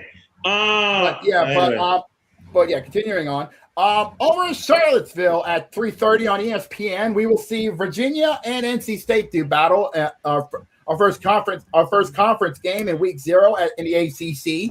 Is that true? Also over at the Fargo Dome. Yes. We will. I love it. Yes, ladies and gentlemen, it's about damn time they make the jump. North Dakota State finally makes their FBS debut. The Kings of the FCS makes the jump to the FBS as they take on Jacksonville State. The Fargo Dome. I do believe North Dakota State is going to be in the Mountain West. No, they are. They are West, which makes a lot of sense, honestly. And like we said, we call them the Kings of FCS for a reason because they hold the record for the most FCS titles in FCS history with 13 national championships. Yeah, 13. I'm about to say now, Sacramento State makes their MAC debut. Against Eastern Michigan. We go from the team that makes the most sense in the division conference they're in to the team that makes no sense in the conference they're in. I was about to say, geographically, it doesn't make any sense. But this is NCAA football. I don't know what else to tell you. I know. They don't know about geographic studies. Yeah. Now then, over at Stanford Stadium, we got Hawaii and Stanford. Yep. I still don't know why Stanford is in the ACC, but both Stanford. Jordan quote from Kronk from Emperor's New Groove. Honestly, no logic. It doesn't make any sense. College football 27. You would see Hawaii and Stanford in the Pac-12. It will make the most sense. Yeah. Hawaii's in the Mountain West, so. Also, why does this game not make any sense? Because fuck you. That's why. Good answer. Good answer. Anyways, at 7 o'clock on the CW at the Doak, will we see the return of As the Doak Burns? Doak Burns at 7 o'clock as Florida State takes on New Mexico State. The Lobos take on the Doak of No. New Mexico State, they're the Aggies. The Aggies. Who said the difference? I did. There's only 2 Aggies. All right, there's New Mexico State, Texas A&M, and New Mexico State. There. Yeah. Honestly, in my opinion, I see no difference. Anyways. Yeah. Over at Allegiant Stadium, we got Memphis and UNLV. It's sad that UNLV can't play at Stan Boyd, but I get the reason why. Yeah, they got a contract saying that Allegiant should have no competition. Which is why they had to close down Stan Boyd Stadium. Because it's too hot in Las Vegas. They need something to do while playing a game. Danny Davis. But that's not the only games that's going to be happening. That's not going to be the only games. We will talk about that next. But that games that's going to be happening on Saturday, because believe it or not, Saturday, but that's for next week. All those games we mentioned is happening this coming Saturday. Yeah, this coming Saturday. Next week is week 1. That's when the party starts. That's when the party starts. Mm-hmm. Yeah, and we'll get to them next week. With that in mind, I hear. Hey, really? Oh yeah, that's right. It is almost just about that time. Thank you for that banjo player. You're welcome. Slithers is happy. Yeah, it should be thrilled. It is almost just that time, so might as well go ahead and just lead into it. Look who showed up. Too bad nobody gives a shit about you right now. Hell, the bananas sell more seats than y'all. Oh yeah, look at me. I do backflips. Oh, I can't backflips are stupid. Do y'all do backflips? Yeah, a lot of backflips after touchdowns. See, I hear all this talk, but none of y'all ever played on the White House lawn. And you ain't never played against LSU in Death Valley at night. What's that even like? Suck that tiger. Damn, that's cool. Yeah, well, none of y'all got a damn Shohei Ohtani, and none of y'all got a Mahomes. WNBA's got Caitlin Clark. Oh, Caitlin Clark, her. Yeah, but ain't she your best player? Yeah, but who gives a shit? Her. Y'all really think you gonna steal the show when we got the MLB playoffs coming up? Not only will I, he will too. Toodles. You think more people's gonna watch teenagers on a football field than MLB playoffs? Yeah, more people's gonna watch Auburn, Tennessee in week 5 than y'all's wild card round. He's out of his Gordon. How many people you think's gonna do that? Probably about 6 million. You get that many beers? And we had almost quadruple that for week 1 of the NFL season last year. Well, damn it, I didn't know you had that many. Can we get some of them? You gonna let your players start knocking the shit out of each other? Actually, we just started letting our players knock the shit out of each other. The ratings have been insane. All right, you win just like always. We're back, mother.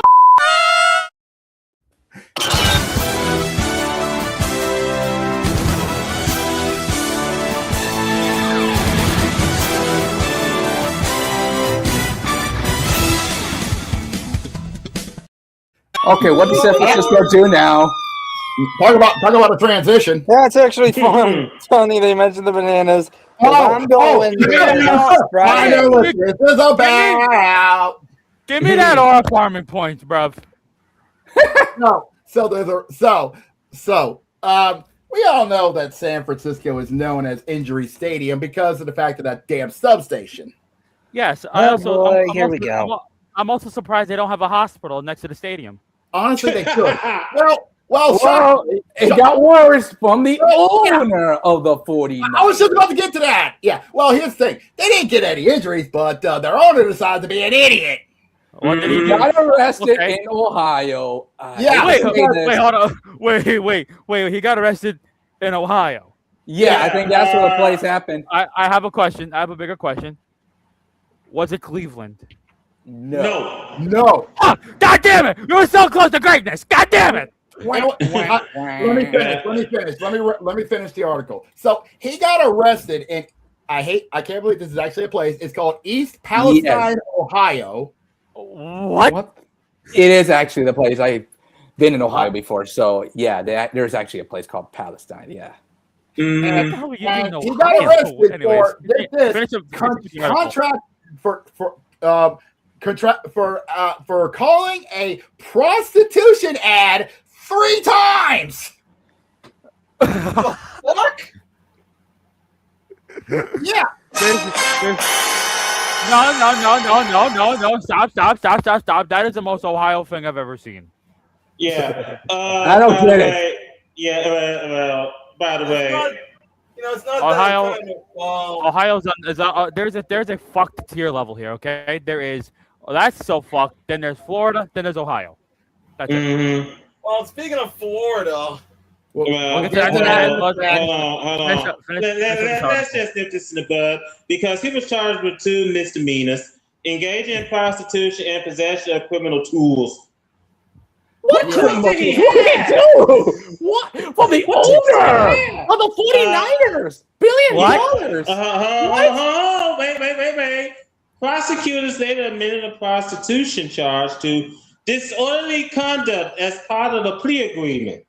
So he ultimately plead no contest, paid $1,150 in fines, and was sentenced to 1 day in jail for each charge, with 1 day always considered to be served. So basically, he has to spend the weekend. He actually has to spend a weekend in jail and pay nearly $1,200. This is the most 48 hours 49ers news by far. Yeah. It could. Well, as usual in the NFL, it could always get worse. How do you go from an injury crisis to the ownership crisis? What the fuck? Well, since we're in Ohio, the Cleveland Browns have chose their QB, and it's Deshaun Watson. Why are we not surprised?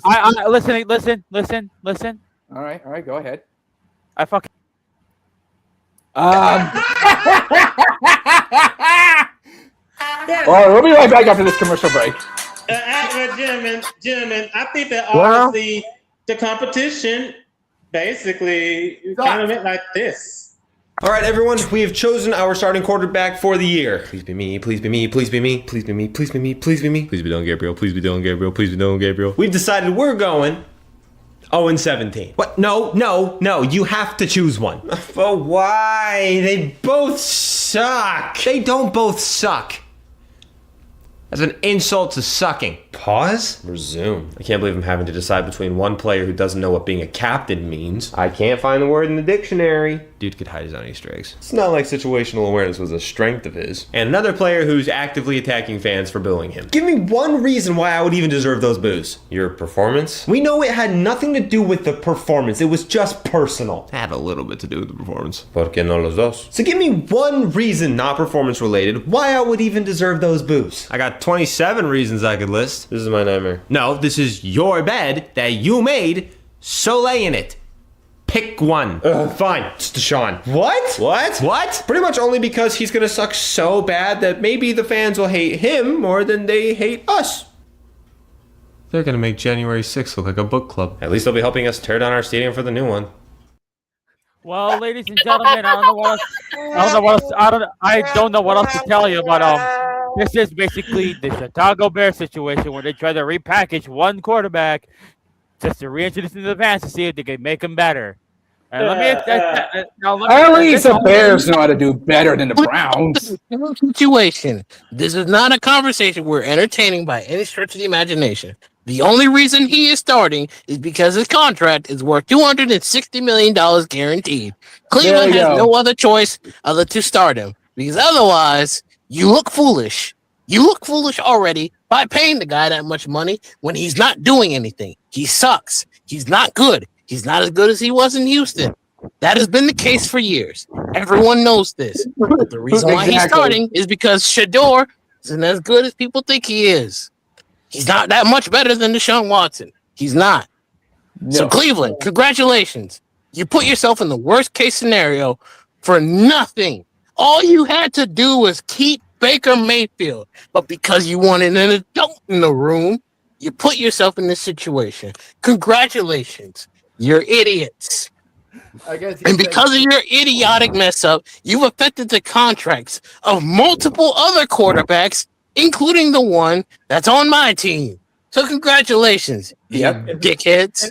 If anything, in Cleveland now suffering the worst. If anything, hey, they've been the same shit for like 27 years. That's all bad.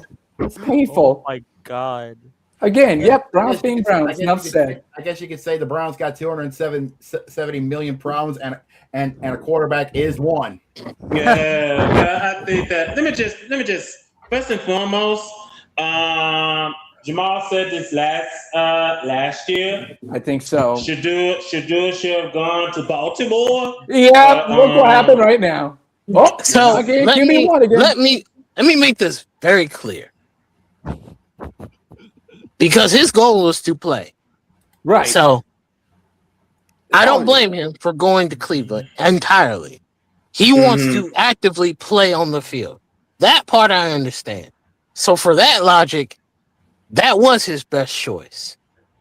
All I am saying is you might have not played, but being stuck in that franchise is a miserable hellhole. And no one wants to try to save an hellhole. And trying to save Cleveland isn't a good thing. It's not. Because, you got to start.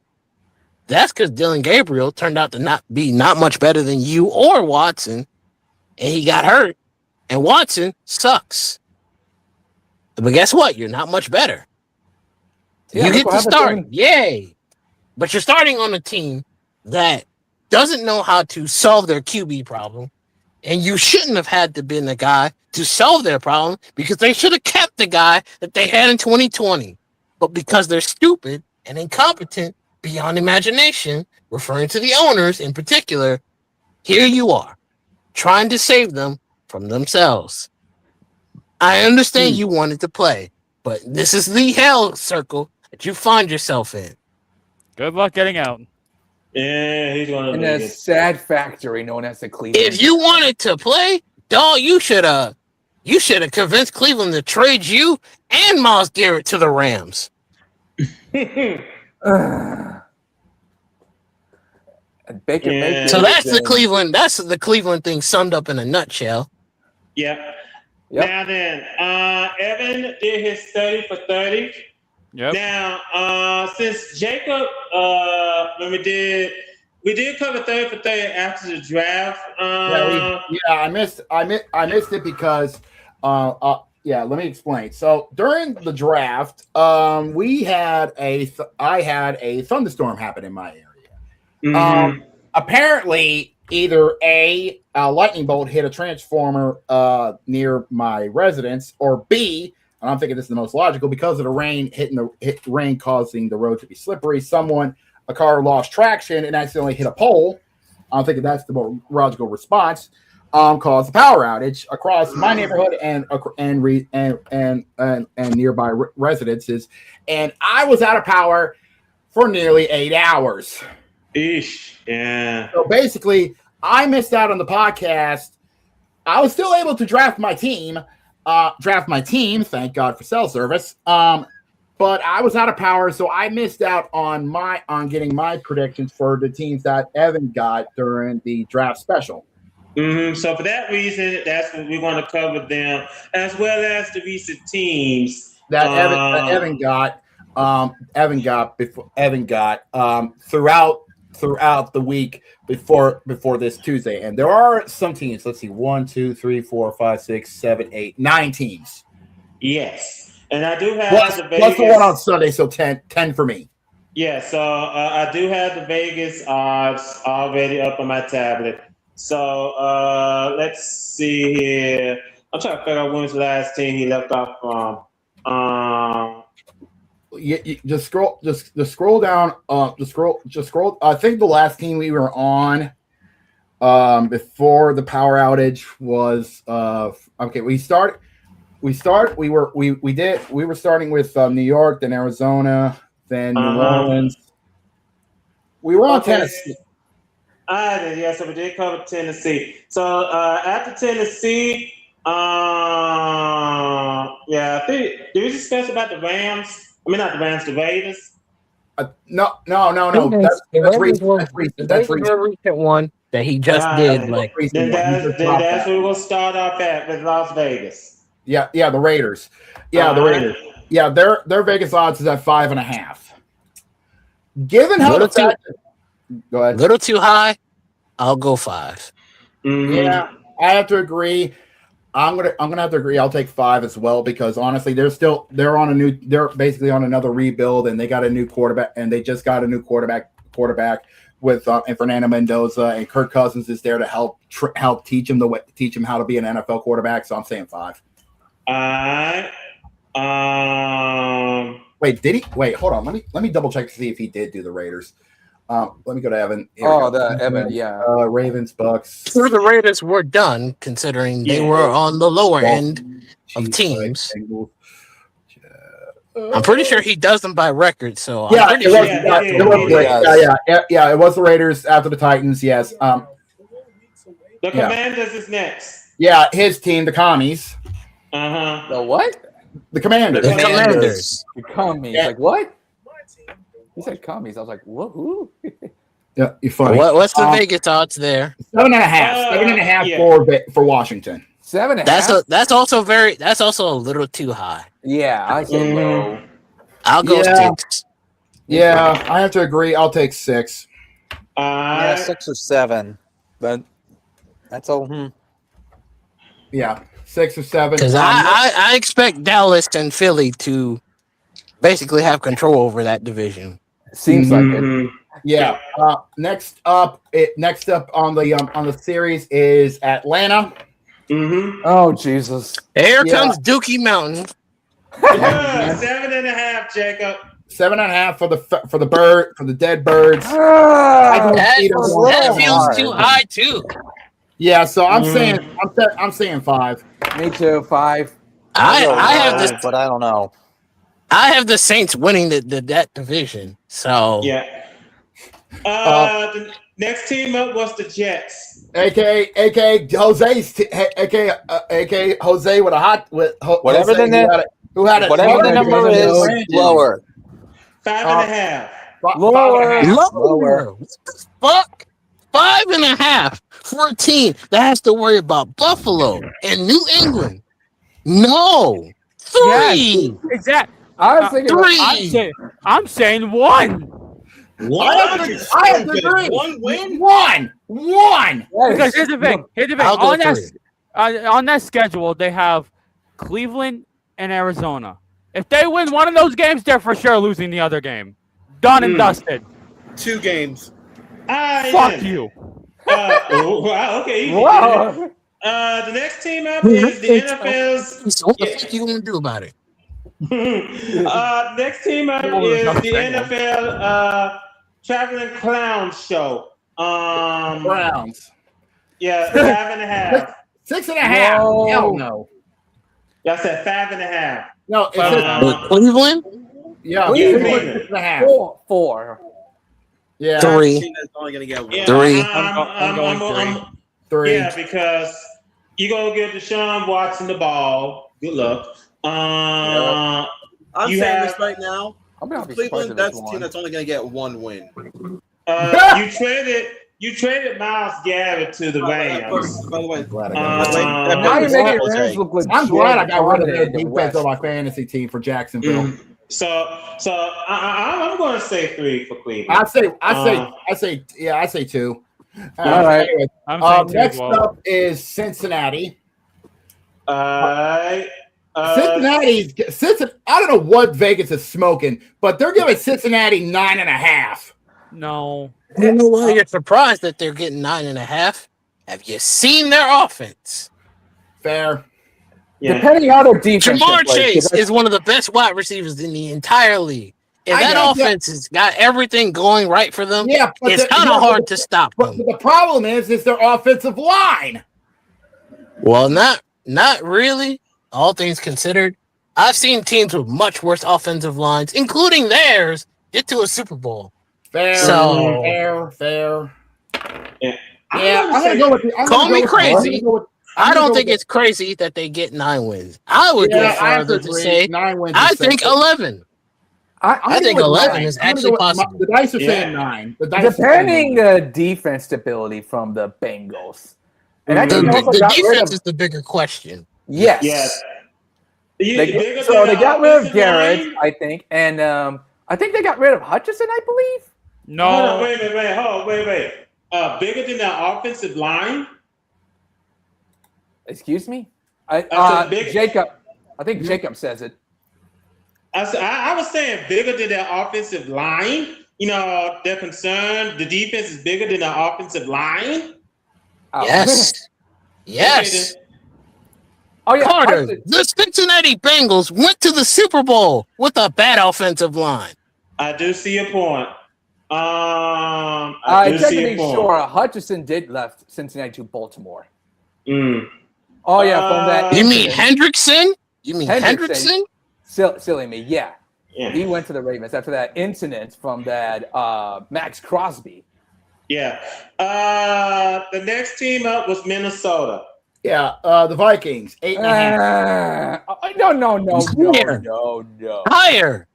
This team tied the Lions with J.J. McCarthy as their quarterback. You're telling me they're not going to go higher with Kyler Murray? Yes, I'll go higher. I'll go 10. Okay. Don't be surprised if the Vikings win the NFC North. Have you seen who their defensive coordinator is? He's the best in their division. It ain't even a conversation. Wait a minute. I'll go with it. Is there still Brian Flores still over there? Yes. Just check. Okay, so in that case, all right. Maybe 12, maybe. If they fucked it up, then that'll be the. I'll go 10. disaster. You know what? I'll go 10 because the Lions have gotten. The Lions are exactly. We're not sure what they're doing. Yeah, exactly. I'm not sure what Green Bay's doing right now. We'll get to Detroit later. Trust me. All right. The dice And are Chicago. 12. The dice Chicago ain't perfect right now, so I don't think it's shocking that they win the division. Yeah. The dice are I'll go 10. And the fact they got cursed. The dice are saying 12. Okay. You know what? That's what I was gonna say too. All right, then. I'll go 10. Next team up is Kansas City. Yeah, the Chiefs. Fuck Kansas you. City, 10.5. Here's a I have some bad news for you. With Eric Bieniemy back, and Mahomes actually deciding he wants to practice even though he's hurt, this is the potential to go from 10 at the low end to 13 and winning the division. I mean, something okay. Rich Mac does not want to hear. I will give the rest of the teams in the AFC West the benefit of the doubt. I'll say they go 9.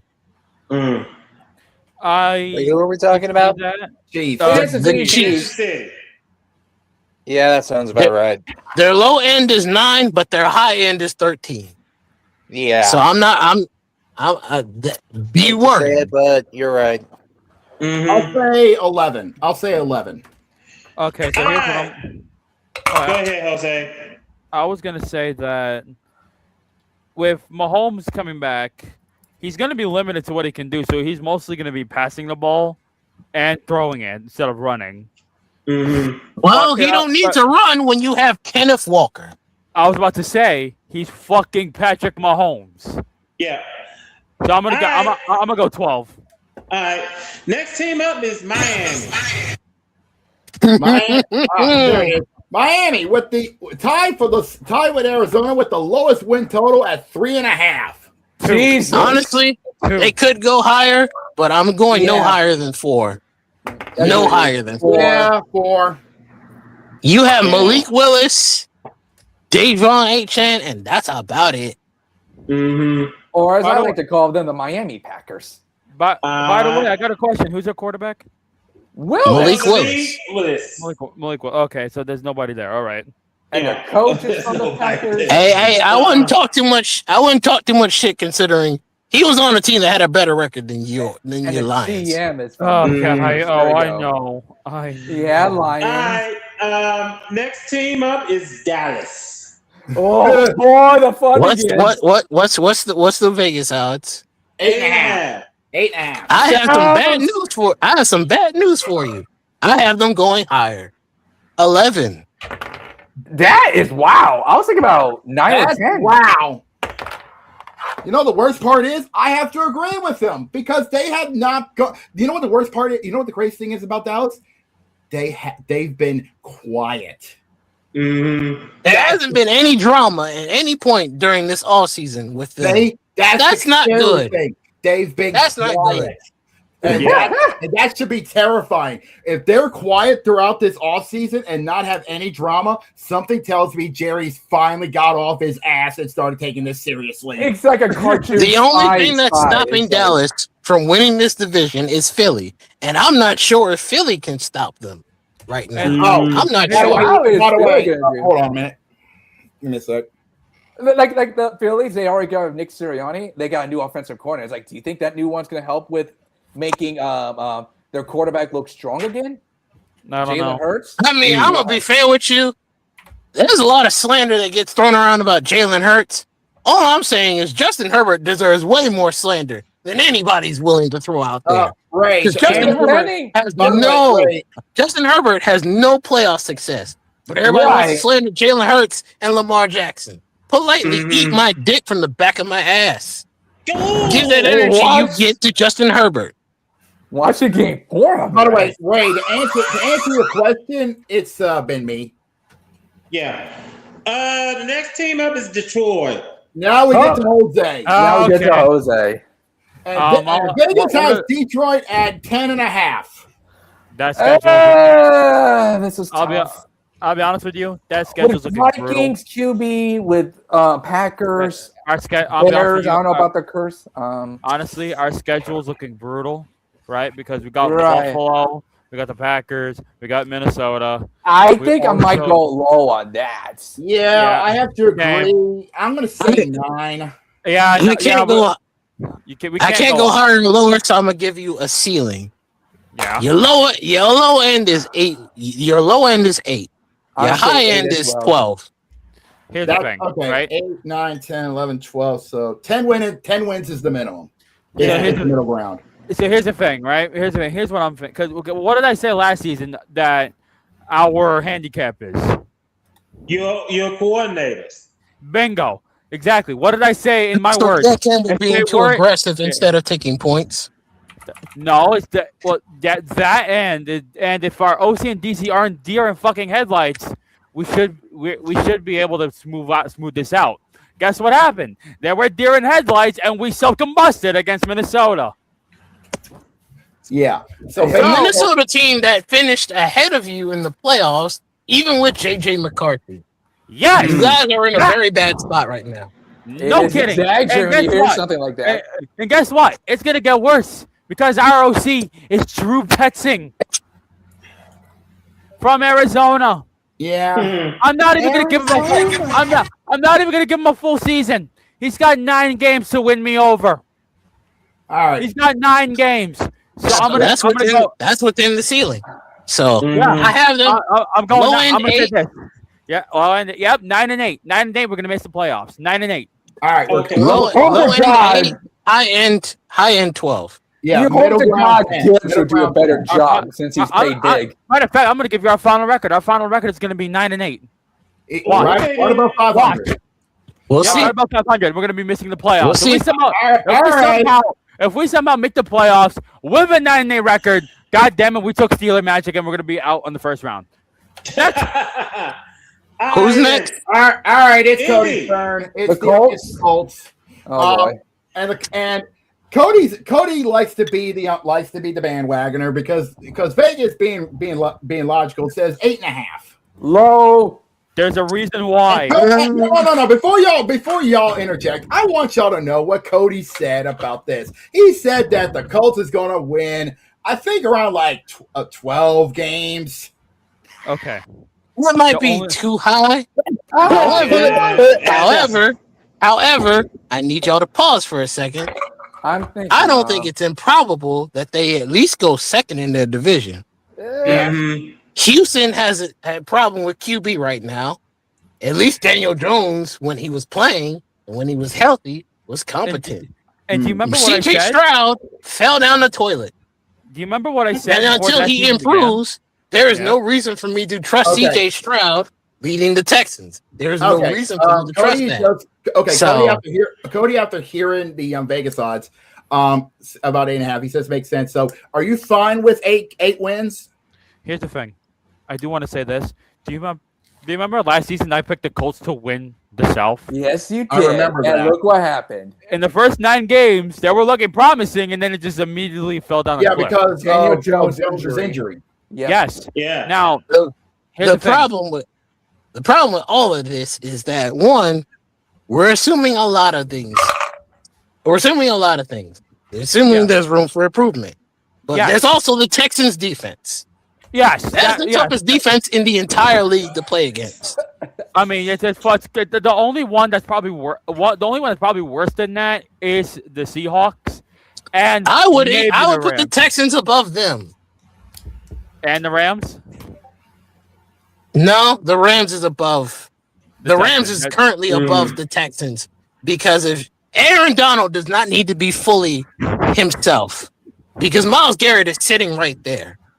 You don't need Aaron Donald to be fully healthy. You just need him to be competent enough to where other teams have to worry about him being healthy again.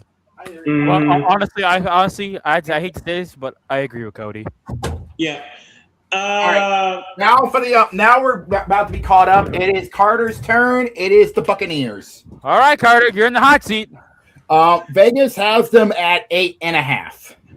Under. Rookie Mountain, all at around 8.5. This is crazy. The only reason why Tampa Bay doesn't have a bigger spotlight for their collapse is because of the Colts. I'm going under because number one, Dookie Mountain is pretty much a toss up. It's a crapshoot. Yeah. Two, I just can't stand Todd Bowles. I'm sorry. Yeah. Guess what? You got 2 bowls to worry about, so that makes your offense even more fraudulent. Yeah. The draft didn't impress Carter, and then it's gonna be a lot of Dookie going on for Bucks. I have your ceiling measurements. The low end for y'all is 6. The high end is about 10. Okay. I'm going to go even. I'm going to say 8 and 9. Funny enough, I'll take 9. You know what? Wait. Ray makes the best analogy of the NFC South. And you know what? It makes a lot of sense. It's called Hot Bob-omb, by the way. Yeah, it's basically the NFC South is basically Hot Bob-omb. It's a Mario Party. It's a game of Mario Party. That's the NFC South. Yeah. God. Is it the Saints' turn to win, or is somebody gonna pull off some stupid stuff and shock everyone? Since the wide receiver rookie is hurt, or maybe we could see another 8 and 9 team make it to the playoffs. Have you seen the Panthers' defense, Matt? Their defense is hurt. And honestly, who's their really? The Panthers' defense is completely crippled right now. So I don't think I'm crazy to say the Saints could win the division. Yeah, it could happen. The team he covered, Bobby, did everyone get their guess in? First blood in the baseball world. 1-0 goes to the White Sox. Oh, never mind. It's 2-0. Okay, I'm going to assume everyone got their guess in. Jamal. All right, now it's time for the latest team that just dropped today. It's Jamal's boys, the Ravens, and believe it or not, they are sitting atop the Vegas boards at 11 and a half. I was going to say 11. You know what? I'm going to say I'm going to I have some very bad news for you guys. I'm going to say this to Jamal. I'm going to say this with Jamal real quick because I think he could agree with me, right? I'm going to try and read your mind, okay? You have a new head coach, and if they abuse King Henry's run game and Lamar's throwing game, I'm going to say this. They're going 13 wins. 13 wins. You were incorrect. Really? I'm more concerned about the defense. Oh. Because Jesse Minter just proved he can go ball for ball with Brian Flores. I don't think y'all want to see the Ravens defense be actually good. That's a nightmare. That's a nightmare from hell. Right. You know who's the best defense in the entire NFL since the year 2000? It ain't the fucking Patriots. It's the Ravens. I was about to say, I'm hoping that the Ravens have a good season because I have on my fantasy team. Have fun and I have some very bad news for everyone, though. I have the Ravens going 13. I said 13. But it's not because of the offense. It's because the defense is actually competent. Mm-hmm. And not to mention, has to be balanced. I was about to say, not to mention, have you guys seen the state of the AFC North? Oh God. I mean, here's the thing. Trust me and believe.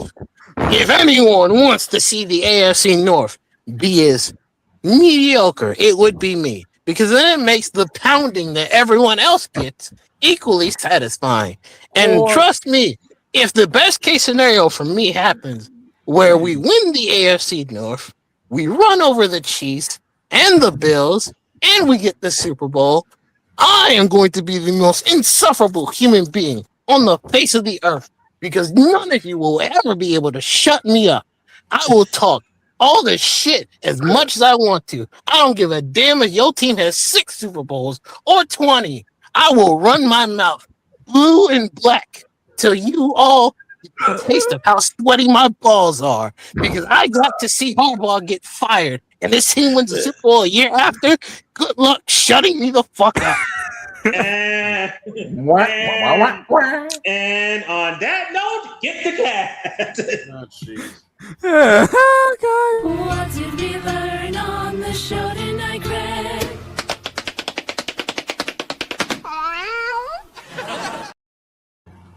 Whoa! I'm still dying over that Jamal rant. Head coach, I am very happy that he's no longer on our team. That he's the Giants' problem. Fuck John Harbaugh.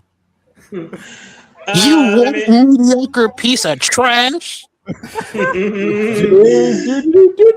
right, let me go ahead and run through the scores. Let me go ahead and run through the scores real quick before we turn out the lights here in the bar. Go ahead. I'm dying over here. Oh my God, that's funny.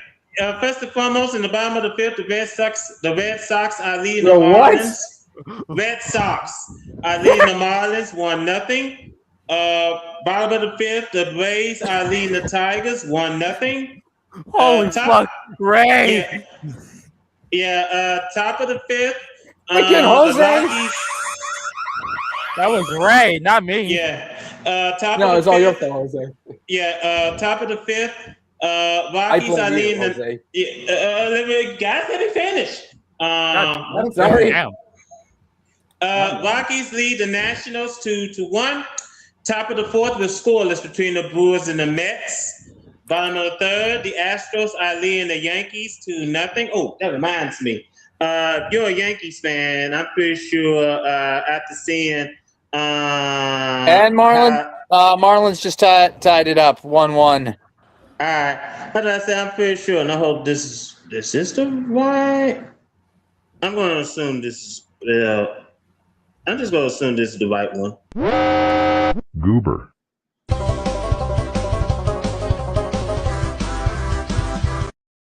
Didn't expect that.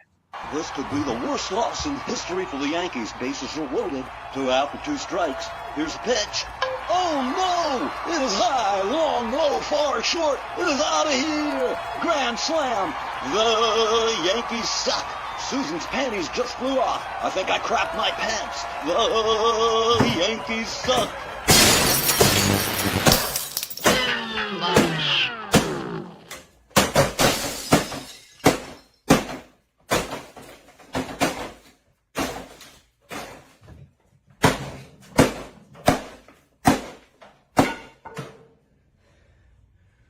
Well, that felt good.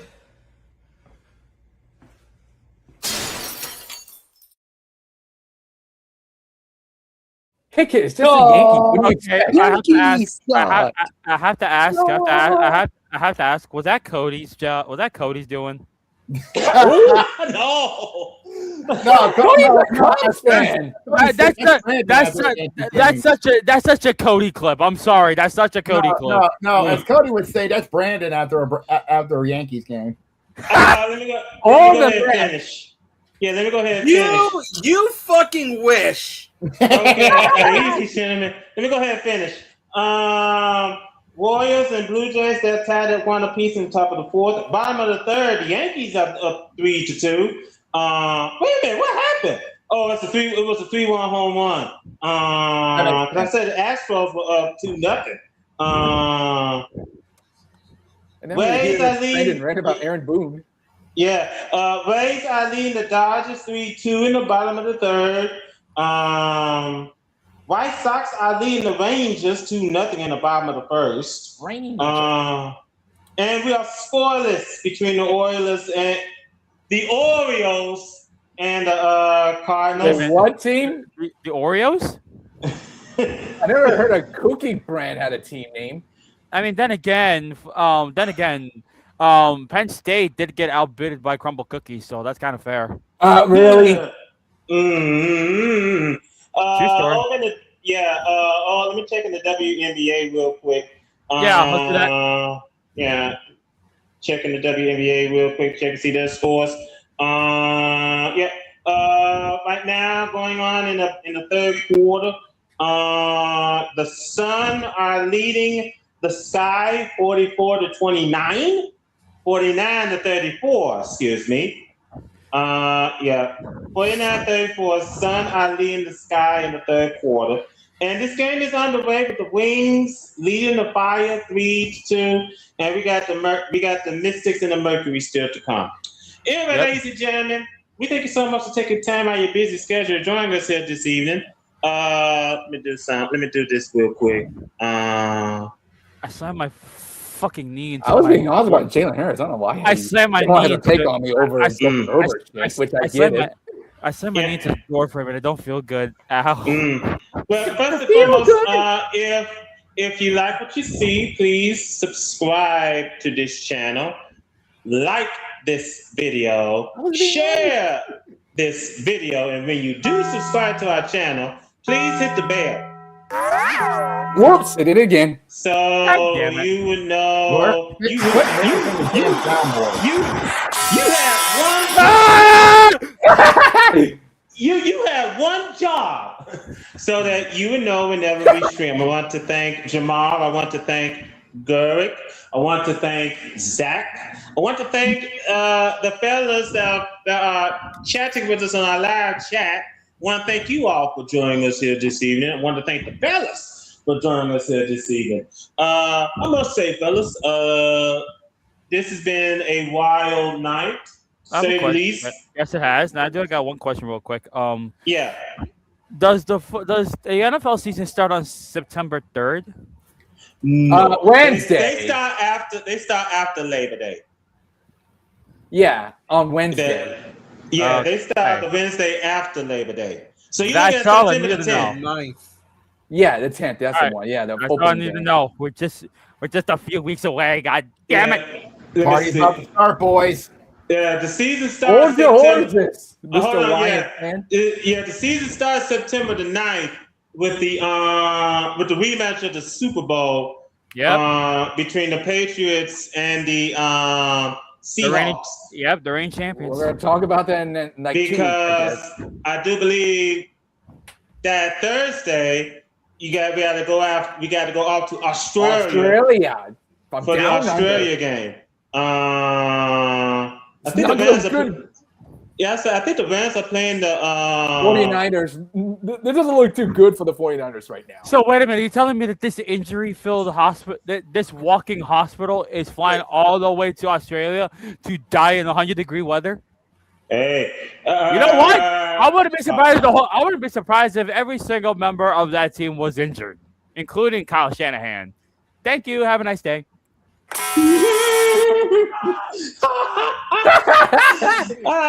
Go ahead, take us on, Jacob. What the hell? Will do.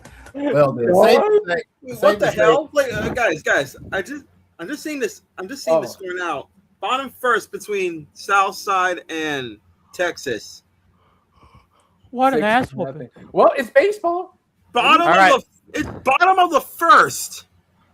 And anyways, let's wrap this up. Jacob, take us home. Will do. Thank you. What a way to close out the month of August, say the least. They're continuing the chaos, but safe to say the chaos is about to have a focal point very soon because, like I said, the countdown. Well, actually, hold on. I can actually do one better because I've been wanting to show that Flex a little bit. Really?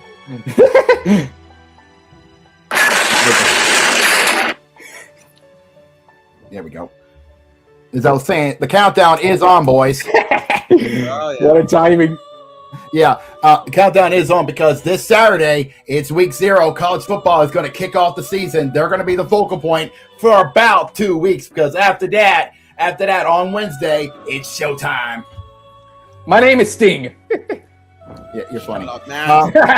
You're funny. But as the NFL and college football kicks off their season, the MLB is about to get into the most important month of the year, which is September. Which means we're about to see 12. We're about to see, I think I remember correctly, 12 teams about to be punching their tickets for the playoffs. And get ready to see some Ubers ready.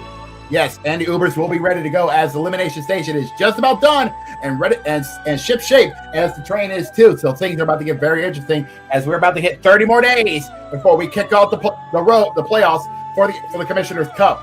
It'll be the last time, given the fact that we have not reached a new CDA yet. And so trust me when I say this. This is going to be one interesting month to say the least. So you don't want to miss out on the insanity this Saturday as we kick off the 2026-2027 college football season. A new season is about to be upon us, and as we see some new faces from FCS make their FBS debut. One being, of course, the king of FCS, Notre Dame State finally make the jump. And of course, Sacramento State making the jump as well as we welcome them to FBS and welcome them to the mayhem that is, of course, college football's biggest stage, FBS. Let's see how they fare. And of course, with the NFL, we still have a lot of uncertainty. But I'll say this: the road to Super Bowl 61 will be upon us. So, if you like what you saw for episode 230, then please do us all a favor and subscribe to this awesome channel that we have here. And like we said, happy hour is coming back very soon. So be sure for that. And if you like episode 230, then please go with all favor and hit that like button right there. That like button right there, and share it across all social media outlets. That being, of course, Facebook, Twitter, and Blue Sky. We don't touch Instagram and TikTok for reasons. One, Instagram is too toxic even for us, and that says a lot. And well, TikTok as well, TikTok. And if you want to be notified when we go live on the airways, which is every Tuesday, 6 Eastern, 3 Pacific, and when we make our return to happy hour on Sundays to break up the monogamy, that is the NFL season. Is also same time, 6 Eastern, 3 Pacific. Please do us all a favor and hit that beautiful bell. There you go. Thank you very much, and you'll be notified when we go live on the airways. So until then, we need to get ourselves ready for the mayhem of college football, and of course, get ready to finish out the preseason. So until then, for our good buddies Jamal, Gurak, and Matt, and Zach, for our executive producer Jose, and my good buddies Carter and Brandon, this is JB. We are signing off. We will see you guys in the month of September for episode 231 of the VWU Sports Podcast. So until then, please stay safe and stay cool as we're about to finally get out of the oven, hopefully. So have yourself a wonderful good night, everybody. Bye. Bye-bye.